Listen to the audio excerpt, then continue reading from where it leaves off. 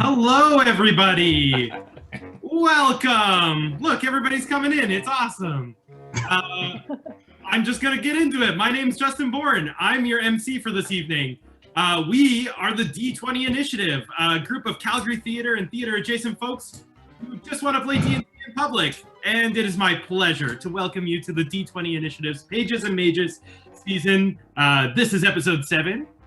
We are in the Beaconhold arc of our story, and this is Pulp Fiction Part 2 with DM Griffin Cork. All right, that was a lot. But before we get too much further, I'm going to take a moment for us to recognize that the place that we're in, settlers like me now know as Calgary, has a deep history and a legacy of storytelling. In the spirit of respect and truth, we honor and acknowledge that we are telling stories in the traditional territories of the Blackfoot people, the Nakota people of Stoney Nation, the Beaver people of the Tsuut'ina Nation, the Métis Nation of Alberta Region 3, and all people who make their homes in the Treaty 7 territory of beautiful southern Alberta. So now I gotta introduce the team. Tonight, your dungeon master is Griffin Cork. Woo! Great. Emma Breaker. Emma Breaker is on sound. You heard her already. Maybe not. Yeah, there she is. There she is. I hear her. And of course, your brave players tonight are Sarah Bannister as Lilli Zrinsys, a fighter of Gnomish ancestry, but she goes by Zrill.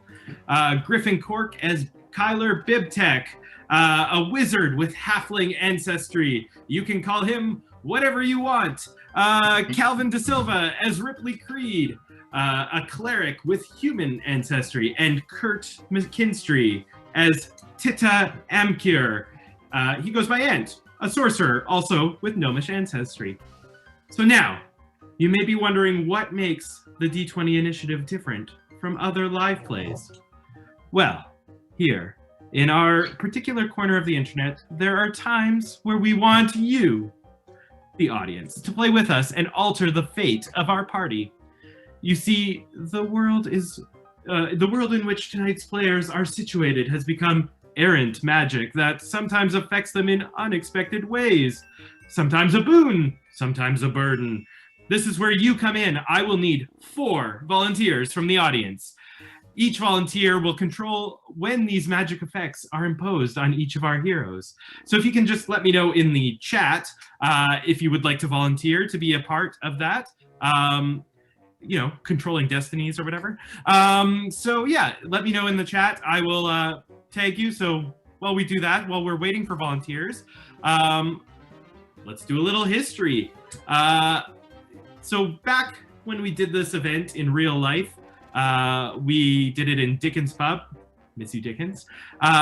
We gave out a rubber chicken representing each player to the audience. And when the audience members squeaked the chicken, that's when the magic effect would take place. To keep that tradition alive, you just heard the squeak. When our volunteers type squeak into the chat, I will interrupt the play and I will impose said random effect. So now keep in mind, you can only squeak a maximum of 2 times tonight, once in each act. So for the first act, our all-knowing DM, Kevin, will let the audience know when the squeaks can come into play. And the second act, this is all fair game. So whenever you're ready to do that in Act 2. But in Act 1, wait until Kevin lets you know. Your first squeak will trigger an entirely random effect. The player's going to roll a D20. I'm going to tell them what it is. The DM's going to take it from there. And in Act 2, it will be the exact same effect, so you can be a little bit more strategic with your squeakings. So don't squander your squeaks, and don't forget about them either. And now for something a little bit different this week, the D20 Initiative has teamed up with Yeti Minis. Woo! Yeah. Woo! So, meaning each week, starting tonight, we are doing a giveaway of a mini from Yeti to one of our squeaker volunteers. So extra incentive. Tonight, we are giving away a large mini. And the prize today, as chosen by our DM, Kevin, is the undead zombie bear. Sweet. So if you want to head over to YetiMinis.com at intermission to check it out. We're just super excited to have them on board. We're ecstatic to team up with them, and we will be announcing the winner at the end of the night. So, making you stick around. So aside from that, we welcome positive audience interaction and commentary in the chat, but please refrain from correcting rulings or commenting on character or combat choices in a negative way. We roll with punches and support each other up here. So we hope our audience does too. If you have any questions, I couldn't take it. Yeah. If you have any questions or concerns, please contact us at D20 Initiative yyc@gmail.com. Our live streamed adventure will usually wrap up around 9:30 or 10, and halfway through we'll take a short 10-minute intermission. The usual, we're on the socials, check us out. We encourage the live tweeting of this episode, or use the hashtag D20 Initiative or Pages and Mages, or both. Up to you. If you want to tweet about the show, so use that. And let's find out who our squeakers are. So I'm looking in the chat. So I have Azakadaza TV. We're gonna put you with Nice. Ant. Yeah. I'm gonna write that down. Alliteration. That's a great name. I love it. Aza? Yeah. Okay. We have Ninja Space Pig, and we'll put you Love with Zrill. Sweet. Very excited. Another good name. We have Jason Memo has spoken up, so we're gonna put him with Kyler. Oh, Jason, Memo. brutal. It's a great name. Oh, What a crazy nickname, Yeah. Jason Memo. trouble, though. Trouble. From Ninja Space Pig to Jason Memo. Jason Memo. And Marcia, our staple. We're gonna put you with Ripley. Sweet. Ripley All right. always gets Marcia. I don't know why I'm laughing evilly. Cool, we'll move on. All right. Thank you to all of our squeakers who have volunteered. You will be put into the prize. Zombie, undead bear. Ooh, hooray. Okay. That's good. Enough riffing for Justin. That is enough for me. Like, you have heard me speak for way too long. I'm going to pass this over to Dungeon Master Kevin to take us away. Onward, Yeah. heroes! Sweet. Thank you, Justin. That was an amazingly long riff and such a good evil laugh, too. All right. Now, when we left last episode, we were right in the middle of the start of the action. And so what has happened? Just as a quick recap for people who are just joining us and didn't have a chance to watch last week or 2 weeks ago, recently, we are at a party. Everyone is dressed up. We have had an amazing adventure carving pumpkins. You had a whole seat, but you only need the edge. Just as the action started, there was a shudder through the party. And what we see in slow motion is Kyler, a halfling wizard, asthmatic, desk-bound, leaping, ripped off of the balustrades to land fully dressed in the middle of the floor of the mansion where we're sitting. We also see Ripley, also very nicely costumed up, nearly unrecognizable. Ripley, show us your costume again. Whoa, where is Ripley? Where is he gone? Who knows? We don't know. And as you two are just about to pounce into action, there is a shudder that rips through the whole place. And the two of you look around, you see things frozen in time. Midair. In midair. You're looking around. Everyone else is frozen. You see some of these book creatures attacking other patrons, other party attendees. And before you, again floating in midair, the vision parts, reality shifts, and Ptolemy, the large, dark blue sphinx, leans his big mane head, his furry head in, and he goes, "Oh, I've just caught you in the nick of time." And he reaches down and he scoops up the other two. Oh, actually, sorry, we're gonna need those because we're about to get in a fight. So we need help. I mean, realistically speaking, you can't just take two of our best fighters. And he goes, "I've brought something Kyler. better. I've brought a real fighter," and he dangles a gnome. Zrill, tell us about who he's dangling in his left paw. Well, I'm not too pleased about being dangled. I know. But I'm very excited. A fight seems to be breaking out. I'm Zrill. I'm a gnome, but I'm big. I'm super beefy. I'm going to show you my picture. I'll momentarily disappear to do so. Yes, let's do it. Here we go. So I'm Zrill. I have a bright red buzz cut. I'm 4 feet tall, very tall for a gnome. And a winning smile. I'm always just so excited anytime I get to have my my warhammer and my longsword with me, both made by my darling wife, who helped me sneak away to get onto this adventure. And I want to go to the fight. And in his right paw, he dangles another gnome. And what does the other gnome look like? Well, I'm actually quite thrilled to be dangled. It's the most action I've seen in quite some time, to be honest. I mean, aside from the carrion crawlers we just fought back in Candlekeep. But I brought my trusty green and gray robes with me, and my short bow that was made by the elves that raised me, and my trusty staff in my right hand, and my beard that hangs down chest length has served me a few times in the past. All right. So as the Sphinx brings these two gnomes and sets them down on the floor next to Kyler, next to Ripley. It looks like this too. That's Kyler. Oh, and Kyler and Ripley. Now, you just give us a quick description of what the gnomes see as they are set down. Kyler? Right. So, as the gnomes dangle, they see a halfling wizard frozen in midair, looking a little beefier than maybe he looked last time, given his lungs are also kind of glowing in a magical sense. He's speaking of dangling, his Nike slides airs. One is kind of dangling off his foot. He has long blonde hair, and he seems to be breathing falteringly. He is breathing falteringly. Now, while the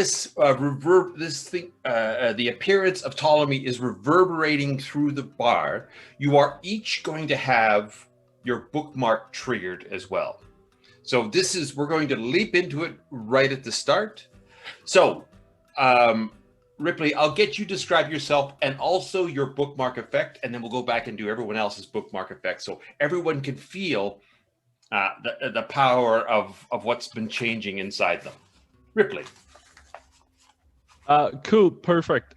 So as you can see, I'm wearing my casual blacks right now, but as you can see by my crimson stole and my collar, I am a man of the cloth. I'm a cleric in the service of Ilmater, and just super thrilled to be in this fight here. My bookmark effect is unfortunately kind of gross and kind of disgusting, but every time this happens I get a little nauseous and I start to oh no, Ripley, hold your nose. Just dry. I start to dry heave a little bit. Nothing's come out so far other than this big bright light that seems to emanate from my mouth. Dry heaving, frozen in time. I may have sympathetic dry heaving, just so you know. Yep. So while he's that's good. Yes. While he's barfing up his bookmark, beautiful. Kyler, what's your response? My response is I have a line of freckles that like dot where my lungs should be. Like it looks like if you're in a drawing when you're trying to see something behind something else, and you just do like dotted lines. It's that for me, but freckles, and you kind of see them glow as I kind of take a puff from my inhaler and puff out almost like a sparkly cyan smoke. So we see lights coming from both the halfling wizard and the human cleric. Yeah, like a nerdy Iron Man. Like a nerdy Iron Man. If we knew what that was, what you don't exactly, Ant. Tell us how your bookmark affects you, Ant. Well, in the past, this strange thing has occurred where my beard grows a little bit longer and splits into 3 pieces, much like a tricorn hat. Nice. And at times, random magical effects have taken place. Excellent. Excellent. And Zrill. My hair turns into literal fire. Very exciting. I show everyone. It's amazing. All right. So the reason, now just to get everybody caught up, the reason these bookmark effects trigger is because Ant and Zrill have crossed the plains into Eberron. Currently, Kyler and Ripley, who are Eberron natives, are in the middle of an event happening. Ptolemy, working with the other Sphinx, just to give you guys some quick background, is working to stop something from happening in both Forgotten Realms and Eberron. Ant and Zrill, coincidentally, both are coming from Forgotten Realms and are being plopped down for their very first time in the middle of an Eberron brawl. And a party. And a party. Baby. They knew we were coming. Now, As he sets you two down, Kyler, I'll just get you to roll me a perception check. Right. Oh my god, where is it? Oh, right there. Okay. Oh, that'll be a 16 plus 1, 17. What you notice is this. There are around you probably a dozen of those tiny, bloody mache paper creatures. Okay. Standing over various corpses and things. But when Ptolemy and the gnomes appear, everything goes silent. And while everyone else is still, all of these bloody mache creatures look up at Ptolemy. They're not frozen. They're not frozen. And you see red eyes sort of glow in all of them. Before they were effectively faceless, but you can see red eyes coming from something deep inside them. Ptolemy, you're not controlling these guys, are you? Ptolemy is busy with the gnomes. He doesn't even notice that this is happening. No one else notices except you. Okay. And what you hear coming from, and this is what all four of you hear now, coming from all of them in a voice like a choir voice, is, "There you are, Ptolemy. I see you now." And none of them have moved, but Ptolemy sort of jerks upright. He looks at it, he notices the creatures. He was so wrapped up in getting the gnomes settled properly. He quickly leans over and he touches Ant on the head and Zrill on the head and costumes them. Now, what he's done here is he has triggered a costume for you, but he's still giving you the choice of the kind of costume that you have. So as you look around, you realize, and what is your costume? Well, I think, just by feeling it, it feels very much like, well, this is the mask of the Ant-E-Hero. Yeah, that's right. Well, you have traveled through planes, so it's going to jostle. And what about you, Zrill? Well, I wouldn't stop talking about my hair being on fire, so he gave me one that made it, I think, more on fire. It feels very red. It's fantastic. Thank you. All right, It suits you. I will get you both to roll me a 6-sider, please. 6-sider. I got a 3. A 3. I also got a 3. Oh, okay. Gnome 3. Representing Candlekeep. Yeah. Candle three. represents. All right. But I'll get you both to now roll me a 20-sider so we know who gets. Wouldn't it be cool if we rolled the same thing? It would be. It would be. Is this just a Just a 20-sided dice. You go first. 17? 17! Really? No way. Word of a lie! I wish I could tilt my camera down and show you, but I can't. You both picked Fine. exactly the same thing? 17. All right. We're connected. Then you both get the exact same. The chances of the planets, of the globes, of the planes aligning to have two gnomes both having the exact same thing. If I was Morpheus, I would say that this was meant to be. So here is what you get. What, you're gonna beg on me for Iron Man, but you could say Morpheus? Yeah. Any other questions? No. Everyone knows DM. that Morpheus exists in this universe. I don't mean like sci-fi Morpheus. I mean like fantasy D&D Morpheus, obviously. Librarian Yeah. Morpheus. Like Game of Thrones Morpheus. like the god of sleep, or yeah. right. Yes, that's exactly what I mean. God of The dreams. original Morpheus is actually who I mean. Okay. So, for both of you, you get advantage on all your dexterity checks Ah, fantastic. while you are masked. Excellent. And Ripley and Kyler, you're both aware of your abilities that you have while masked? Yes. Should we say them? Yes, why don't you say them? I have advantage on all strength checks, which is partly why Kyler looks so buff right now. He is well muscled. Well, well muscled for Kyler. Yeah, which is not a lot. Yes. And Ripley? Yes, and I temporarily cast Druidcraft every 10 minutes, which is a spell that allows me to turn into little woodland creatures. Ooh. I don't think it actually allows you to. I think someone was misled. Well, Yeah. Let's say, sure. As far as you know, you turn into a little woodland creature. Because I want to see It's that happen. adorable. It is going to be adorable. While we have a moment, you might want to look. No, never mind. Don't bother looking it up. It's fine. You can cast Druidcraft, which, in your interpretation, turns you into adorable woodland creatures. Absolutely. oh no. While we are... All right, enough of this. The scene, it is a large grand hall. There is lights. There are gourds that are lit all through the entrance.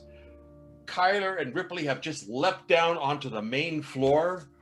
Before you is a mess, a mash, a shredded pile of flesh and bone that used to be some human male partygoer.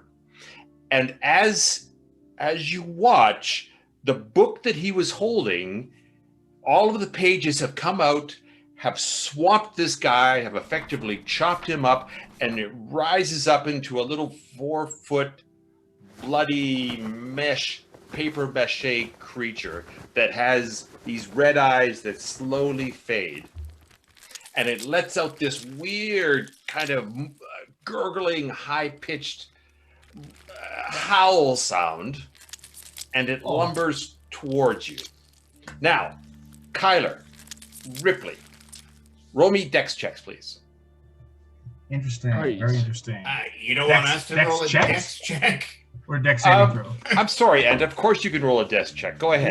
with advantage. Me too. Oh, yeah, that's right. Let's not waste it. You guys roll dex checks, too. I got a natural 1. I love Oh, to I hear rolled a that. 1 too. My we're goodness. connected. It's all perfect. Yeah. The Candlekeeper's over here, however. I got an 18. I All got right. a 16, so You're I'll rolling like if you double put a the mirror dice. there. It would be. All right, Kyler, Ripley, as you guys It's not are frozen looking in at time. this thing, you realize that you were holding this book. You were holding a book as well. and you are unable to get rid of the book before all of the pages flow out and now sort of spill over on top of you. So you are completely surrounded by these rippling, shuffling pages, and they start to cut into your flesh.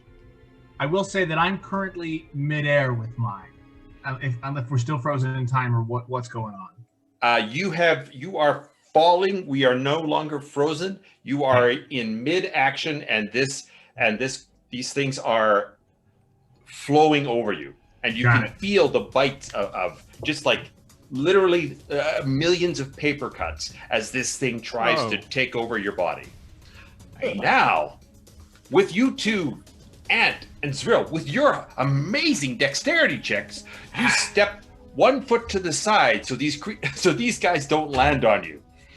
And as they land in a flop in front of you, struggling with this paper, I'm going to get everybody to roll me initiative. So let's rock and roll.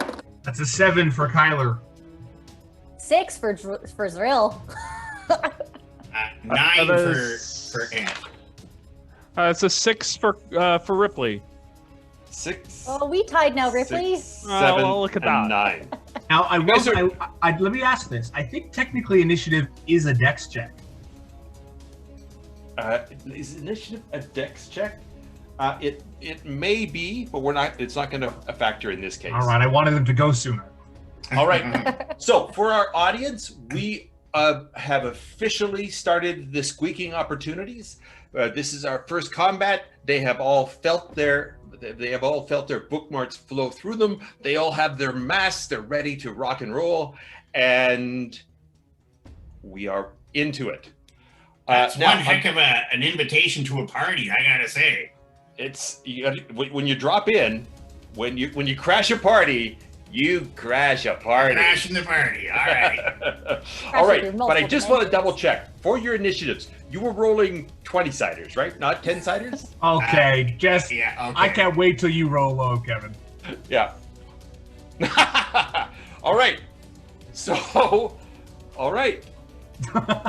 That's either really good or really bad. No, it's interesting. It is interesting. So we who was 9? Whoever was 9 is first. That was me. Ant. So what you see is these two people they're both struggling, and you see one of these creatures, and it's a strange sort of pale red bloody creature with these sort of thick arms, barely formed creature coming towards you, and you see one on Kyler and one on Ripley, and they are currently lying prone. I say, you get away from my newly found friends. I just fought a carrion crawler. You don't know who you're dealing with. And I cast Agonizer's Scorcher. Okay. And how does that affect these guys? Well, a line of roaring flame jets out of my beard. And it's 30 feet long, 5 feet wide, and the creatures have to give me a dexterity saving throw. All right, and how many? There's a couple of scorchers, aren't there? No, it's just a line of roaring flame. That's Scorching Ray. Yeah. Oh, so just a single one. Yeah, so whichever one's, I guess, is like... Well, there's closest. one freestanding coming towards you, and there's one on each Kyler and Ripley. So we'll just call... You pick one. So there's one running at us? Yes. Oh, well, then I guess it's going to have to be him. Sorry, newfound friends. I'm dealing with this one first. Yeah, so friends, but not really good. No. I could not dodge out of the way of the fire anyway, so I appreciate it. All right.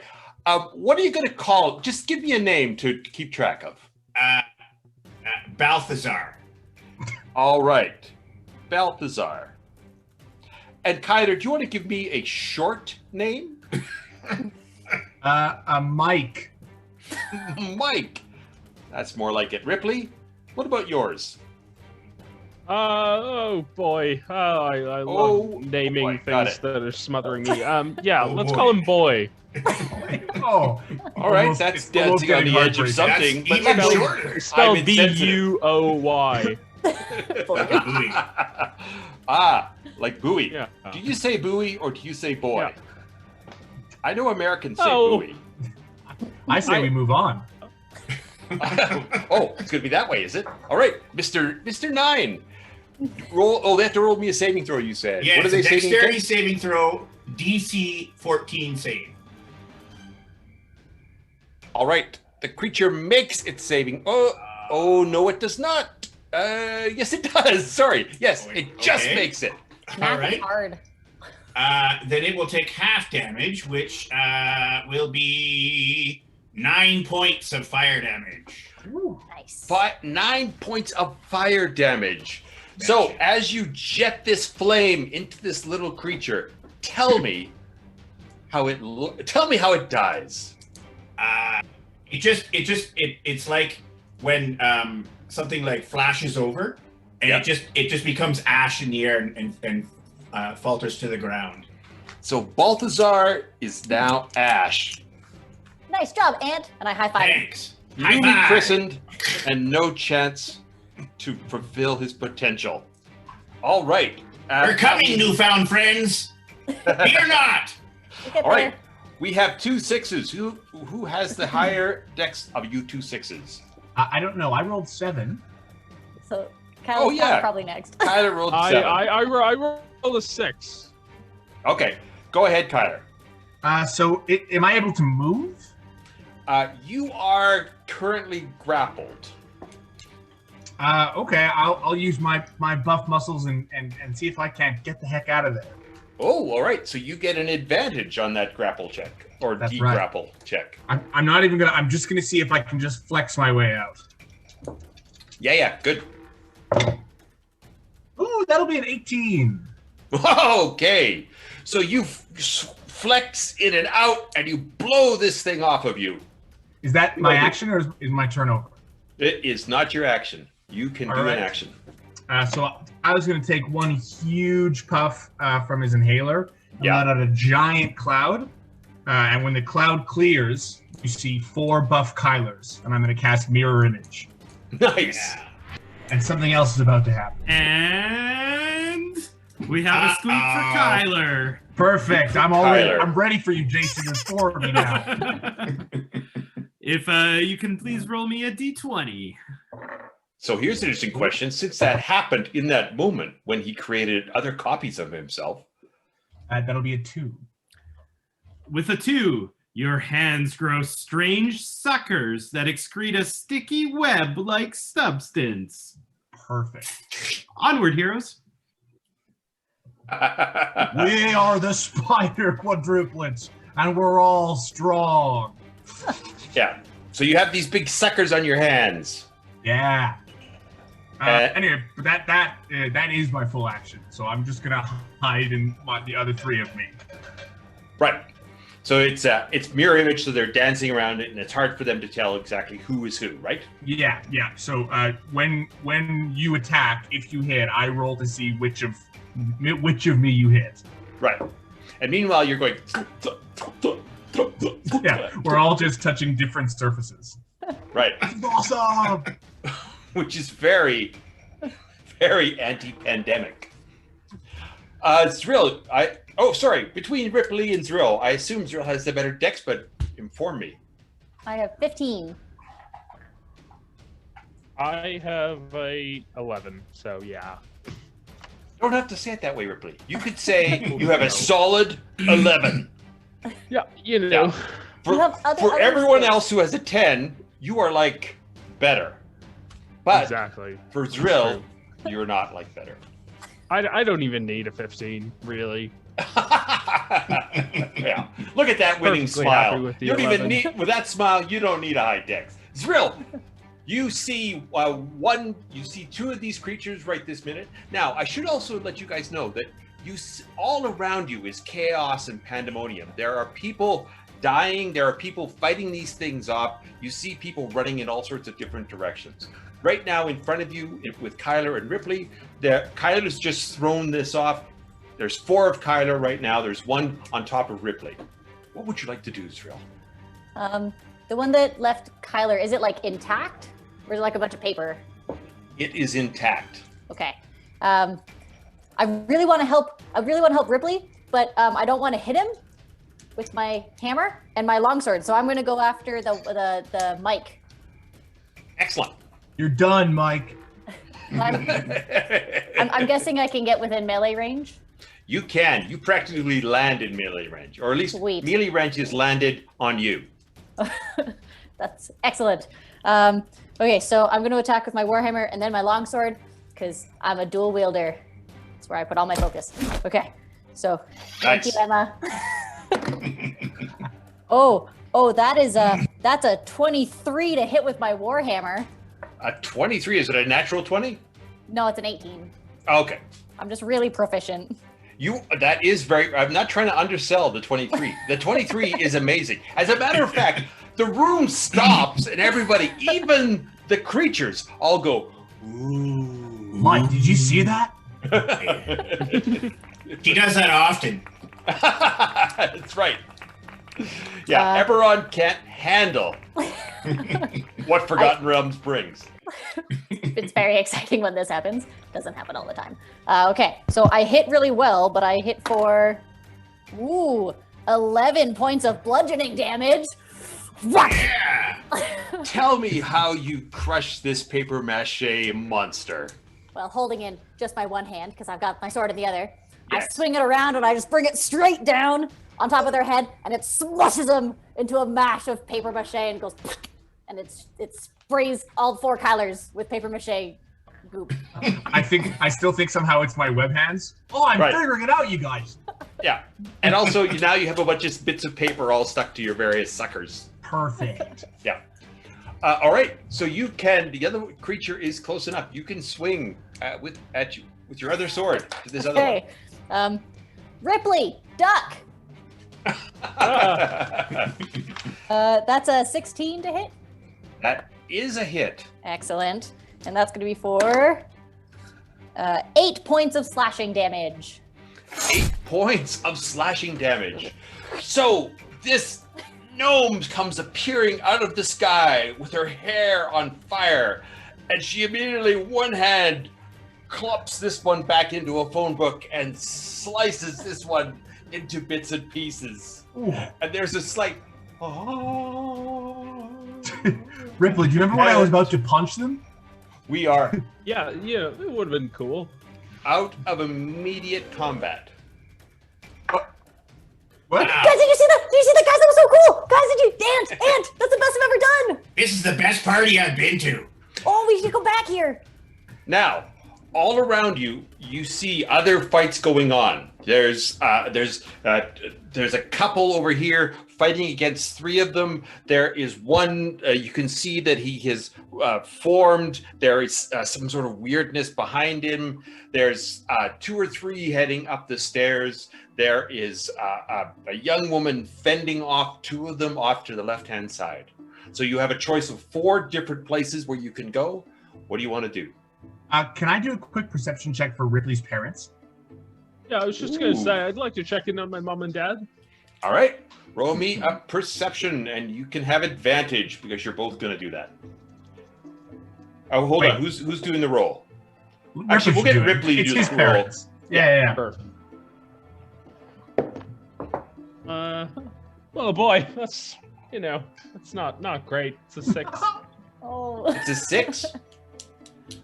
Listen, man, it's almost half of what your dexterity is. So I wouldn't undersell it. That's true. However, there is so much chaos you cannot find where your parents are. They're definitely not in this room. But on the upside, they're definitely not lying in puddles of mashed up blood. Now they could be one of the creatures. Okay. But that's all you know. Can I see the 2 attacking the woman? Yes, you can. Great. I'm gonna turn and just shoot a firebolt real quick. And my mirror image only lasts for so long, so I'm gonna run into combat immediately to get the most use out of it. Okay, so you have to run up the stairs, sort of run along and run behind. Oh no. I mean, if I can you see just her, want to shoot it from there. Yeah, my firebolt's 120 feet, so if I can see her, I just want to snipe it. All right. And it looks like all 4 of them are shooting a firebolt, but only one of them matters. It looks very impressive. Ooh, although I bet you it's not. Oh no. That's a 9. A 9 is not going to hit that particular Oh, creature. sorry. Okay. Colors So look pretty cool. The angle was off. You know, you still look good, but the angle was off. Ant will cast a firebolt at the same one he was going for and say, "Is that the one you were going for?" We'll find out. Let's find out. Yeah, A 13. a 13 does hit it. It's a 1. That would be for 3 points of damage. Sadly. All right. So the thing lights up a bit. It sizzles out because it is like a wet, bloody paper mache, but you do burn it a little bit for sure. Do you mind? Can I just take a second and figure out is if the only way we're going to help all 4 of these people is if we split up and each take a situation? That's impossible for you to decide, that's impossible for me to tell you. Great. No, I'm just telling you to know that there's these sort of 4 conflicts happening all around you. Now If you can Ant's also got hear this one screams. handled? You can also hear screams from upstairs.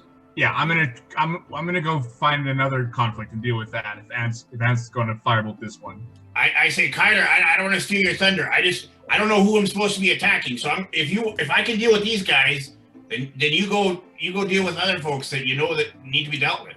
My thunder is yours, my man. I just feel like we got to help as many people as we can. Yeah. Kevin, where are the other ones? I forgot where all the other ones are. All right, so there are a couple fighting off 3 of them off to your right.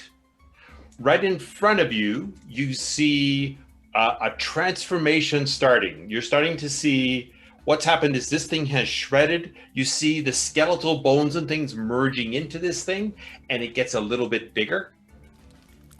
And down the other way, there was a single woman fending off 2, and they're farther down, just at the very base of the stairs, you see a man slicing one in half.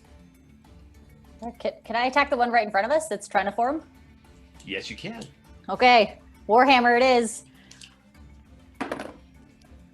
That's a 15 to hit. That is a hit. Or 5 bludgeoning. Okay, so we'll just call that group 3 just to keep that straight in your mind. And you've done 5. So yeah, you slap down into that thing. Now let's focus this. Ripley, what are you going to do? I think I might as well attack the same one that Zrill was going for. Okay, so you're just going to run up as this thing is absorbing the bones and muscles of this poor destroyed woman that's lying at its feet. Yeah. Well, I'm gonna cast a spell, so I'm not just gonna. Yeah. Wait, one sec. Hold your spell for a minute, Ripley. Is this like a regular attack, Kevin? It is like a regular. How do you mean? Then in which sense? Just because I get 2 attacks. Because I trained a lot. Yeah. Okay. You know what? Let's pause it right there and let's do full on initiative and we'll do the individual groups. So Kyler and Ant, I have you attacking the 2 that are attacking the woman. I was going to go to the couple. You were going to go help the couple. Yeah. All right. So we'll call that group 4. Okay. And Ant, what are you doing? I'm gonna attack the ones that I just firebolted. All right. Tyler So tried that to- is group 1. Group 1. All right. So we'll continue with group 3. You 2, I'll just get you to roll me initiative, please. Are we doing new initiatives or the same initiatives? We're going to do new initiatives, and it's just right now. It's just Ripley and Zrill. I got a 22. Nice. 15. 17. Oh, Ripley gets to go first. All right, Ripley. You can cast your spell. Perfect. I'm going to hit it with a little bit of guiding bolt. Let's see how that goes. That is a 15 to hit. That is a hit. Perfect. And so, yeah, we've got, oh boy, quite a bit. 15 points of damage. Nice. So your guiding bolt just like rips through this thing and it lets loose this weird howl and it turns to look at you and effectively like half of it is torn apart as it's right in the middle of absorbing this corpse. And you can see chunks of flesh and bone bits falling out of it as it's looking at you and it lets out this sort of guttural, fleshy kind of deep wet howl sound. And it's turning to lumber towards you. But before it gets there, Zrill, you are right there as well. Oh, sorry, you guys are both. No, you're running up to it. You were casting a spell. Oh. Just to throw a little more in there. I'm in. Ant, you've been squeaked. Roll me a d20, please. That's a 1. Oh. Your eyes are drawn to every visible space around you, searching for creatures. You see the furthest one, and both of you start to shimmer. Onward, heroes. Oh, dear. So you start to look around, and you see this largest creature up far. There's a balcony that rings this giant room. And way off, just heading into one of the rooms, the creature happens to look back, and you catch its eye, and suddenly you're right there.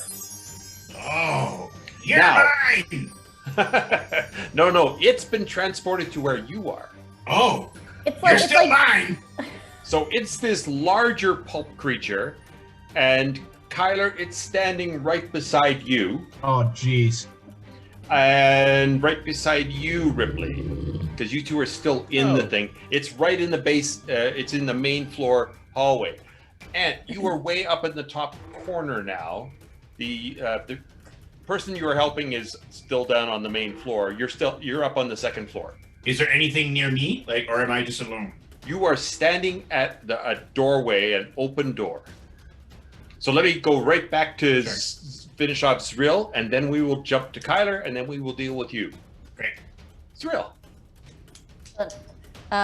So I'm still gonna go after one that is going towards us. Is this Yes. this is like a new turn? This Or- is, yeah, you can do 2 new attacks. We were Okay. starting from fresh. That last one was just a quick slash. Okay. 10 to hit? A 10 does not hit Oh, this okay. creature. So I slip on some goop and Yeah. just kind of flail my longsword, hopefully not hitting anyone else. And then And I- you smack it with the flat of the blade. it's just an insult. Yeah. It is totally offended. But then a dirty 20 with the warhammer Okay. to That is regain this creature's favorite kind of 20. for 5 points of bludgeoning again. So I slipped a little bit again. That is enough to bludgeon this creature. Oh my god, we have another. Oh, So the these creature squeaks are coming. collapses. All the squeaks are coming in. I love it. Zrill, would you please roll me a d20? Yes. 8. Wow, so much higher than the other ones. That's like 8 times better than the other one. Yes. A ghostly hand shadows your own. You feel its hunger, and it reaches out uncontrollably towards another creature. Onward, heroes. Probably to the book monsters she was fighting, probably. No, so what happens is you feel sort of radiating out of you this ghostly hand. And let's see, we have 3, 6, 8, 9, 10. So roll me a 10-sider, please, Zrill. I mean, there's that one that's right beside us now, that big one. Yeah, I don't know if you want to. I'm afraid you don't get to choose. Okay. 6. 6. So it's not any of your compatriots. I said 1, 2, 3. All right. So it's the girl that's being pounded on by the other two. Oh no! So roll me a 4-sider. Oh no! Sorry, guys, I don't usually have magic. Yeah. Yeah. Sorry. Misfire. It's just a 2. All right. So you see this big hand reach out and grab the woman as she's fighting these two things off, and she lets out this kind of weird kind of shriek and a shudder as cold lances through her. Hey! Eek. She looks over at you, just shocked. Okay. Figuring it out! Yeah. First time on the plane. You're doing Tyler. great. Tyler. My initiative was 9. I don't know if I told you that. No, I'm doing it by groups. So the initiative 9 is great, but tell me what you want to do, because you. Well, if there's the one right beside me, I'm going to try to use my webby hands to do something to it. I'm not sure I know what my hands do. Well, I don't know either. I mean, I do know, but I'm not just telling you. You will All right. have to. It's about experimentation. It's Well, about experience. As a wizard, I'm going to relate it to the spell web. So I'm going to try and use it to cast web. Web? Yeah. All right. So you are going to try to web this larger creature. Does it work? I am just finding that out. Okay, great. And what kind of dex, or what is it, dex? For a save, you mean? Yeah. It would be a strength, I believe, because it's technically an area, and if they start in the area, it's kind of like they got to get out of there. So it would be a strength check. All right. Oh, what's your DC? 13. Okay, so this web just sprays down over this thing and pins it and straps it in, and it roars, and it has a much deeper, much more guttural sound. And as it roars, you see inside its mouth, you see human teeth inside this thing. Yeah. Now, here's the only problem, is that we have Zrill and Ripley behind. We're going to say, Ripley, you also have to make a strength check, but I'll give you advantage because you're right at the edge of the web. Oh man, none of our magic is working good today. Sorry, Ripley. That's cool. It's an area effect spell, right, Griff? Yeah, it's a 20-foot cube. There we go. So we'll see if Ripley is in your cube. Is in your bubble. I just rolled a nat 20. Oh! So Love some it. web lands on his boot, and he just kicks it away and laughs arrogantly. Sorry, I wasn't The actually sure if French that was accent going to for some work, so I reason. didn't think about it too much. All right. So the webbing flies out of his hands. This thing is now bound, and what is his condition? He is He is held? restrained. He is restrained. Excellent. And oh, you know what? I'm sorry, I was totally wrong. It is first the dex check. Would that have changed things? Well, since he failed, we'll let it slide. Got it. My apologies. To get out, it's a strength check. Ah, yeah. The dex check. Well, he would have failed either way, so it doesn't matter. So I yeah, love it. he's pinned. Great. Ant, you are now up at the top of the balcony. You turn around and you can see that you're now on the second floor. I run to the railing and I yell out, I'm sorry, I don't know how I got up here. But I'm going to cast Magic Missile on the one that Kyler just attacked. Okay. Roll for me. So that will be 11 points of force damage. 11. As 3 bolts of these missiles fly out of the 3 points of my beard. Oh, you're really working that beard angle. Yeah. All right. So you see these things sort of lance into the back of him, and shrugs and the stuff. And again, you see the edge of a elbow bone and stuff. So obviously this thing has human corpses inside it. Hey. All right, let's go back. You two are free and clear. You see a giant thing that's not giant, but large thing that's been webbed. Off to your, actually, no, I guess just right in front of you, up on the landing is a woman fending off 2. There is a guy coming down to attack with Kyler, and you see a couple fending off 3 off to your left.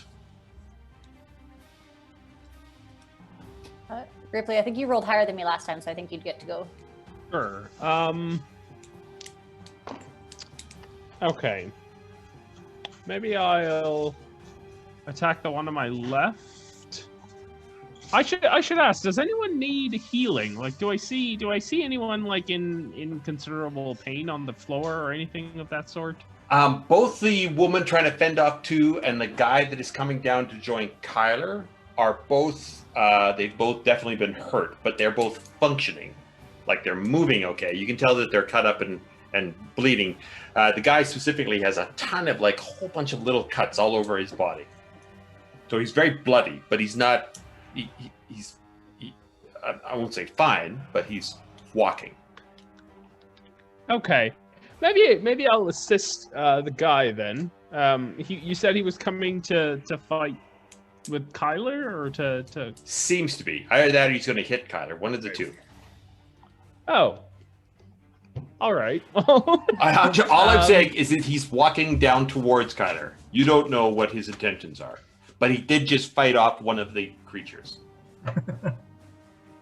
All right. I yell at him. Hey, what are your intentions? I see. That's good. Well, that's very thorough. And here comes Justin to answer. Oh dear. We only have one more person who can squeak. Yeah. Ripley, squeak it up or roll What me are your a D20. intentions?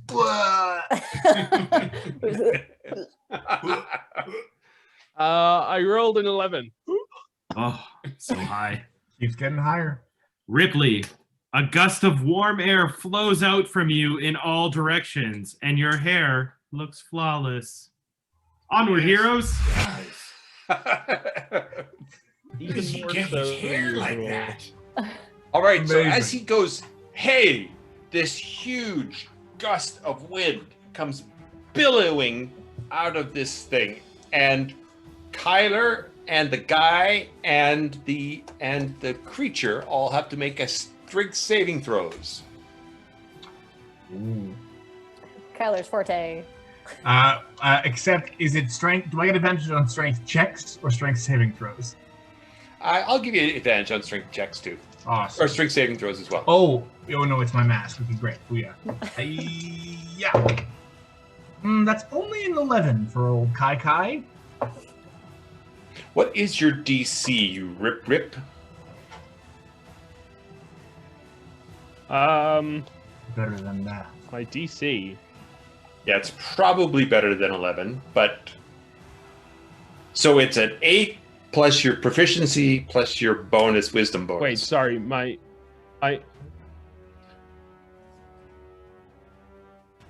Oh, it's 12. Okay. I'm remembering suddenly, for some reason, I don't know why, that for magical effects, all the DCs are 10. So you're good enough, Kyler. Nice. So the monster fends it off, Kyler fends it off, but the guy is thrown back Oh 10 no! feet. As a matter of fact, with his save, he's knocked out. He's flat on his back. No! All right. We will flip over back to now Ripley and Zrill. You don't have to stick together. You can do things. Just as a quick reminder, there are a couple fighting 3. There's effectively another one over here, and there's a big guy in the middle. Or sorry, another 2 over here on a woman, and then the big guy with Kyler or Kyler in the middle. And the big guy's restrained, right? The big guy is webbed. Yeah, so he's restrained, so he can still move, or I mean, he can't move, but he can still fight. Okay. But you'll be extra good at fighting him if you want. Oh. Okay, well, it's very exciting. Every time I turn around, there's a new person to hit, so I'm just going to try to hit him. Oh, no. I think you should just do that as an operating principle. Anytime you see somebody new, just try, because you just want to try. See what happens. Yeah. Ripley just knocked out that guy, so we can hit anybody, it looks like. Yes, I hit that lady too. Yeah, it's just a free for Oh, all. no. Beaconhold. Okay, 21 with the longsword. All right, and who are you trying to hit again? The restrained, the big guy. The big guy. You have advantage on hitting him. Okay, it was a 21, so I feel like. Oh, just in case you crit. Oh, okay. That's it. Thank you. Yes, so just in case you get a crit. I did much worse. Okay, 21. All right, just roll both. Oh, no, actually, no, you're right. Go roll. Yeah. That is for 9 points of slashing damage. 9 points of slashing damage. So you carve out a chunk of this paper creature. Excellent. And, then I'm gonna... and your second hit, or second attempt to hit? 17 to hit. That is a hit. And I'll smack him with 8 points of bludgeoning damage. So you slash and crack down on him. Because Excellent. he's bigger than me, I hit him in the ankle with the hammer. All right, that's a low blow, like literally. That low for me. But you do get the advantage of naming him. What is this big guy's name? Daisy. What? Daisy. Sazy? Daisy, like the flower. Flower. Oh, Daisy. All right. I want you to remember something for me. Remind me not to ask you to make a name next time. Oh, It's short. You're right. I asked you. I apologize. yeah, DM, if we're going to name your characters, we get to name whatever we want. Fair. You're right. I have to keep the judge buried deep. Zrill, that was an amazing name. Okay. Ripley. Doesn't feel genuine. I'm sorry. That was an amazing name. We're over it. Just move on, Kevin. Ripley. Yes. Okay, Ripley, are you there? Yep. Okay, there we go. With those glasses, you're getting a little bit of a vibe. It was kind of a. Anyway. Cool. Okay. All right. So are the couple still around? How many? Sorry. Yep. The couple are still around, and they're fighting Yeah, three the couple. of the smaller They're still ones. fight. Hey. Yeah. Okay. Yeah. Okay. Maybe I'll try and help them out with a little. I guess guiding bolt again. Sure. So there are three of them on the couple. You can pick any name you want. Any name. Any name you want at all. Any name you want is fine. It's great. I'm going. Perfect. I'm going to attack the one named Willem. Willem. Excellent. Excellent. Yep. And that is a 14 to hit. On Willem, that hits Willem. Roll me a damage. Perfect. All right, Willem. Made of Enjoy glitter. your can't do math. Your 14 points of damage. Ooh. Willem is blown away. Literally. There is nothing left of Willem except Excellent. a few fluttering, bloody pages. We are back to Kyler. Did Ant go? Ant did. Oh, I thought Ant. Didn't you go after the? Oh, yeah. He went after the web. Great. Okay, well, I need to ask, because we kind of went through 2 initiatives. Mirror image only lasts a minute. Am I still mirrored up? You have 3 more rounds of mirror. Okay, great. Then I will I'll just shoot another. The restrained web guy. Daisy's still in the web and also still alive. Daisy is still in the web. Great. I'll do a. Oh no, I can't because it's flammable. Okay, so then I'm gonna turn around and I'm gonna shoot. Actually, yeah, I'm gonna shoot a firebolt at the couple. No, the two at the woman. Okay. Yeah. Get it. It's all very confusing. Really. It's the chaos of the crowd. Yeah. So yes, the woman has 2 on her still. Oh my god. Oh, no. I rolled a nat 1, but I'm going to use my last portent roll for the day. And I'm going to change it to at least a 6, so it's not a nat 1. Okay. So fully now, that's an 11. Does an 11 hit? An 11 does hit that creature.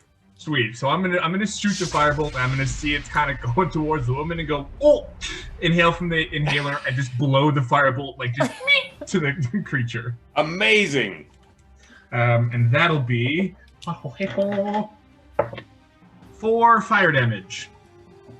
All right. I'm going to get you to name your creature. Any name you want. Michelle. Michelle is an excellent name. Not as good as Daisy, but an excellent name.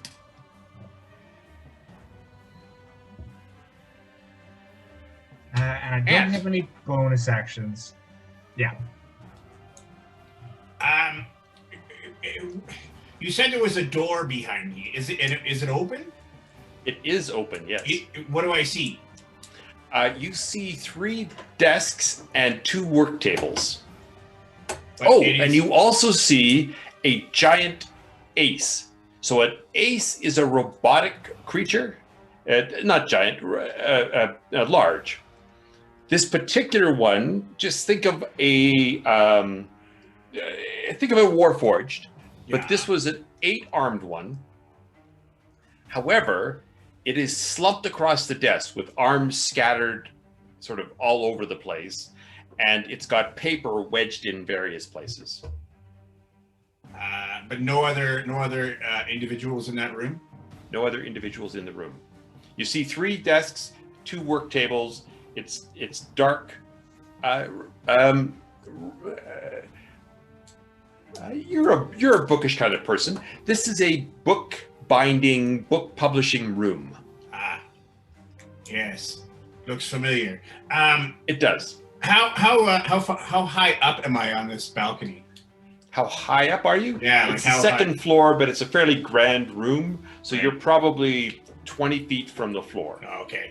Well, then in that case, I'm gonna magic missile the same one I did last time. Okay. Excellent. That's Daisy. You're magic missiling. Daisy, Daisy, Daisy. Today is not your lucky day. That would be 10 points of force damage. All right. So as 3 more missiles fly out of my beard tips. And do these missiles have any kind of distinctiveness to them? Something that says ant?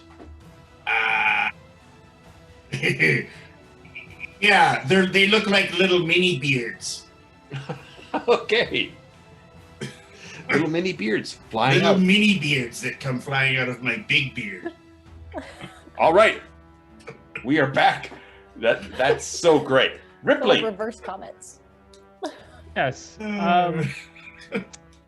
Boy, howdy. Okay. Oh gosh. Okay. So, how many are still standing? How many?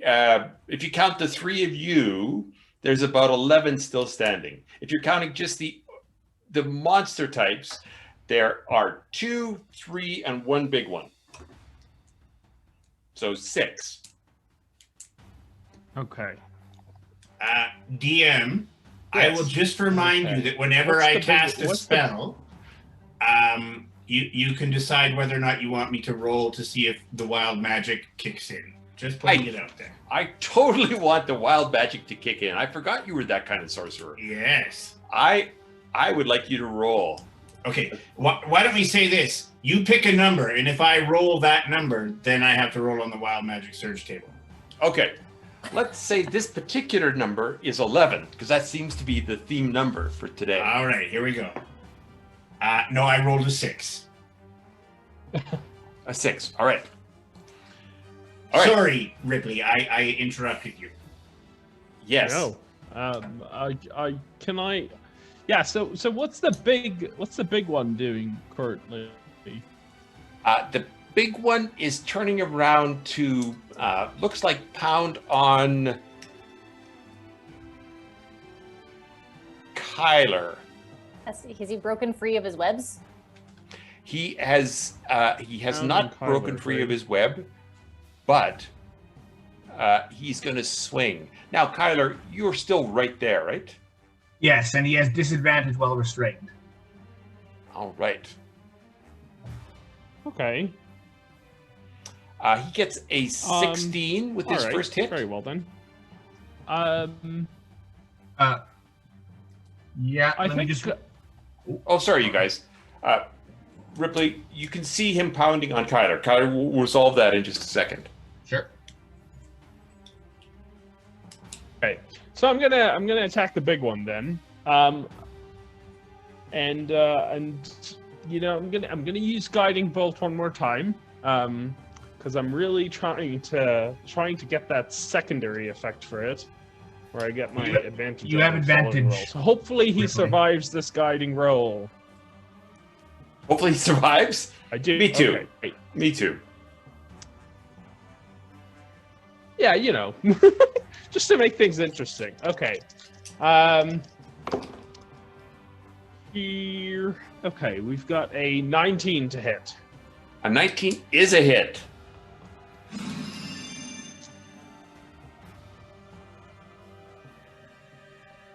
Oh, and Ripley, you rolled with advantage? Because he still is web bound.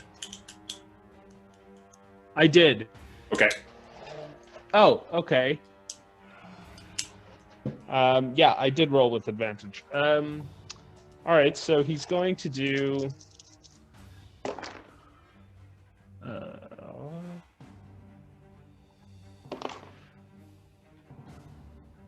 16 points of damage. Wowzers. All right. So this creature And is slammed into. The bolts slam into him. He is looking ragged and jagged, but he is still standing. perfect. Can I take a bonus action? You can take a bonus action. Excellent. I'm gonna cast Shield of Faith on Kyler, Nice. just in case this big guy gets any bright ideas. So that's He gonna give does have a Kyler bright plus idea. to his AC. All right. And so what is your yeah, armor just a class plus now, Kyler? 13. 13? Yeah. I'm afraid he beats down through that that shield. Let's see how his second attack hits. Well, let me just say, I'm afraid this first attack hit a mirror image clone. Oh, yes, it did. So you see him swing down and he cracks it on this one. And then you see another one, another big fist come down and it swings and it misses those two things. Well, the mirror image clones have less AC than I do. They're at AC 11. This one that will still miss that. But Zrill, so you see this thing is just about dead. You see this woman that's being fought by two. You see her fall. So the two creatures. Yeah, right now you see her fall. That's basically what all you see at this moment. Oh man, I want to help her, but I'm so much more useful up close. So I'm gonna go after Daisy again. I'm gonna try to just take it out. Okay. Okay. 17 to hit with the longsword. Is a hit. For 8 slashing. Okay, and you slice through the last bit of Daisy. I take the longsword and I slice through from like top to tail, and it peels apart. Yeah, all flutters down in Yeah. bloody, wet paper. I got your back, All Kyler. Now you have another. You have movement and you have another attack. How do you want to spend it? You wouldn't be able to move. You wouldn't be able to move to either group fully. Yeah. But what you see as the two that were fighting the woman, they start to push together into each other. I am so sorry. I have to jump in. If you ran into the web to hit Daisy, you also have to make a dex save to see if you're caught in the web. I mean, I didn't touch it with just my sword. Yeah, I would say that she was on hitting from the edge of it. Love it. Yeah. But you now have to make a choice. Do you want to run to one group or do you want to run to the other group? They both now have two because Willem, who was part of the three, Willem is gone. Okay. Daisy is gone as well. I'm going to start running towards the where the woman fell down. The one that I hit with the ghost hand. So you'll be able to get there next round where these two creatures are. And what you're seeing is these two creatures are slowly merging together and growing. Okay. That's not good. We are back to Kyler, I believe. All right. Those two merging creatures. Can I just take a quick look to see how the couple's doing? The couple, just as you're watching, the guy falls. Okay. I'm gonna break concentration on the web. Okay. And that one up top where the women fall, you said it's merging into one creature? Yes. Oh, they're on the second level though, right? No, they're just up on a landing. You guys are in this sort of main floor dance area. They're just up on a landing just over here. Perfect. Okay, so Kyle's gonna take an inhale from his exhaler, get on his hands and knees and breathe it into the floorboards. And from where the creature is kind of merging together into one creature, you see a giant earthen hand come out and grab the forming creature. And I'm going to cast Maximilian's Earthen Grasp. Wow. Maximilian's Earthen Grasp. So this thing is reaching up from the ground to grab at this creature. So how does that work? So you got to make a strength saving throw. Interesting. Okay, so this is... Yeah, interesting. Okay, so it is right now... Yeah, okay, good. Now, I want to be clear. The reason I asked is because it can only grab one creature. So that's why I was wondering, trying to figure out if I could grab the merging creature. Yeah, the creature currently would be considered two, but they're merging together, so... you know what? Let's do it this way. Roll me just a 20-sider, and we'll see if it hits before or after they merge. Oh, so they merge on round 2. So it's a unless you roll a 1, it merges on... It grabs them both. Okay. 19. All right. So it's a single creature. And it gets a strength of 18. Ooh, that passes. All right. So if it saves, what's the nothing happens, I think. So I have to wait until my next turn to do something. So I'm going to use the 4 me's and kind of run to the couple. And I'm just the 3 on the couple, and I'm just going to go, I bet you can't hit any of us 3. And I'm just going to start poking and prodding at the monsters attacking the couple. Right. You can't quite get there because you have to run up and around the balustrade and get over. I do my best. Okay, so you get around and you're trying to get their attention to get them off these two. Is that what you're doing? Yes. All right, so just roll me a persuasion check. Oh no. That's a 14.